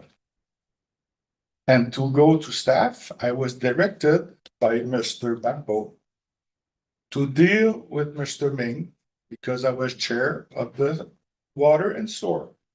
That's all the figures I got here was from Mr. Ming. It was Mr. Bambo directed me to go. That's all. Yes, Councillor St. Louis. Thank you, Mr. Chair. I just want to see, can we get back to what we're here for? We've got three options. I recommend option one, or I'm not sure what's that. I suggest option one, stay status quo. Maybe others don't agree, whatever, whatnot, but I think we need to move forward. This is dragging on way too much. Okay, who's in favor of option one, which is staying status quo? I like option two. The question or? Can I add something to option one? Yes, Okay.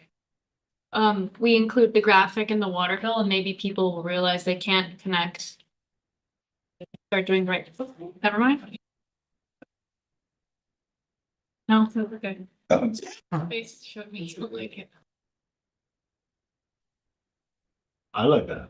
Okay, thank I'll you. vote with that. We've already included the. Yeah. That's our- The graphic with their next water bill? That's. can you say, okay, I'm just gonna say very quickly. To me, the 50-year, 75-year, 100-year argument, the long term is compelling. It's a once in a lifetime opportunity, and to dismiss it out of hand, maybe a mistake.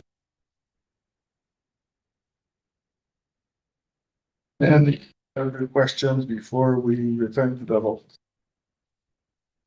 Who's in favor of option one? 1, 2, 3, 4. Okay. Get it? Who's in favor of option two of letting the taxpayer or water users decide if they want to have the pipe to their property line or not? I think it's a good start. So sorry, can I like confirm? So does option two force the resident to pay? It's a voluntary. Is it? Okay, I didn't see that. Voluntary. Okay, that's fine. They do pay if. That is the recommendation of staff. Yeah, they pay if they can. Okay, once again, okay. Done. Okay, Right to you, Madam Mayor. Okay, we're gonna move on to our regular meeting and, you ready, Madam Clerk? You'll be doing a lot of reading. It is moved by Councillor Gagne and seconded by Councillor Resto. Be it resolved that the consent agenda for the council and committee of the whole meeting held on August the 11th, 2026 be approved. Okay, questions or comments? All in favor? Carried. It is moved by Councillor Gagne and seconded by Councillor Resto. Whereas council has reviewed the proposed comprehensive zoning bylaw 2026-58, which establishes zoning regulations for the municipality of West Nipissing in accordance with the Planning Act. And whereas bylaw 2026-58 repeals and replaces the municipality's previous zoning bylaws, be it resolved that council adopts the comprehensive zoning bylaw 2026-58 pursuant to section 34 of the Planning Act as amended, and further that the mayor and clerk be authorized to execute bylaw 2026 any documents necessary to give effect to the resolution. Any questions or comments? Okay, all in favor?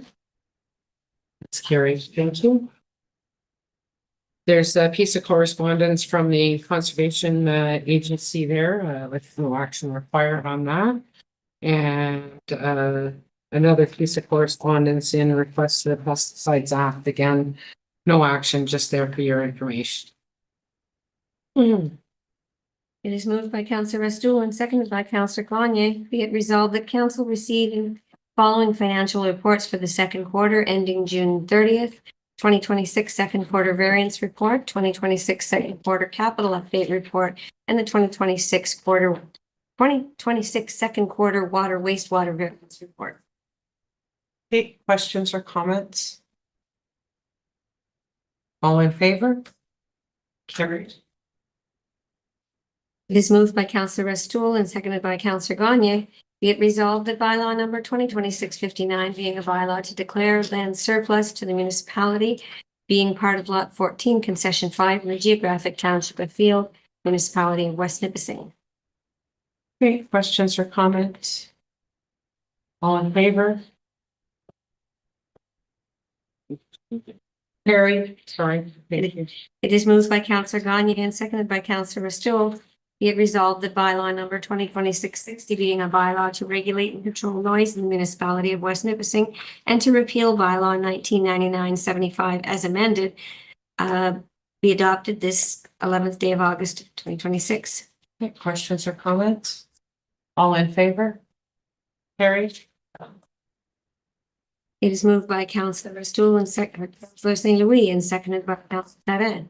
Whereas the Ministry of Transportation has provided the municipality of West Nipissing with a transfer payment agreement under the Connecting Links program for the Front Street Rehabilitation Project. And whereas the agreement requires execution by the mayor and chief administrative officer on behalf of the municipality, be it resolved that council for the West Nipissing municipality authorizes the mayor and chief administrative officer to execute the Connecting Links program transfer payment agreement for the Front Street Rehabilitation Program. Okay, questions or comments? All in favor? That's great. It is moved by Councillor Ferran, seconded by Councillor St. Louis. Be it resolved that the mayor and the municipal clerk be authorized to execute an encroachment agreement with Tristan LeBeau, property located at 59 Prieur Street in Field, being part of Broken Lot 14, Concession 5, municipality of West Nipissing. Okay, questions or comments? All in favor? It's carried. Thank you. Are we on to the addendum? Oh, no, and noise right, sorry. exemption. It is moved by Councillor Restoul and Councillor St. Louis and seconded by Councillor Ferran. Whereas requests have been received for noise exemptions under the municipality's noise control bylaw. A private wedding at 549 Dutrisac Road until 2 a.m. on September 5th. A Berneram Rodeo at 141 Millran Road until 2 a.m. on August 29th. And a wedding reception at 765 Nipissing Street until 2 a.m. on August 16th. Okay, questions or comments? All in favor? Carried. It is moved by Councillor Ferran, seconded by Councillor St. Louis. Whereas council has received a proposal for a community mural project on the exterior wall of the Marcel and Jane Labbe Arena.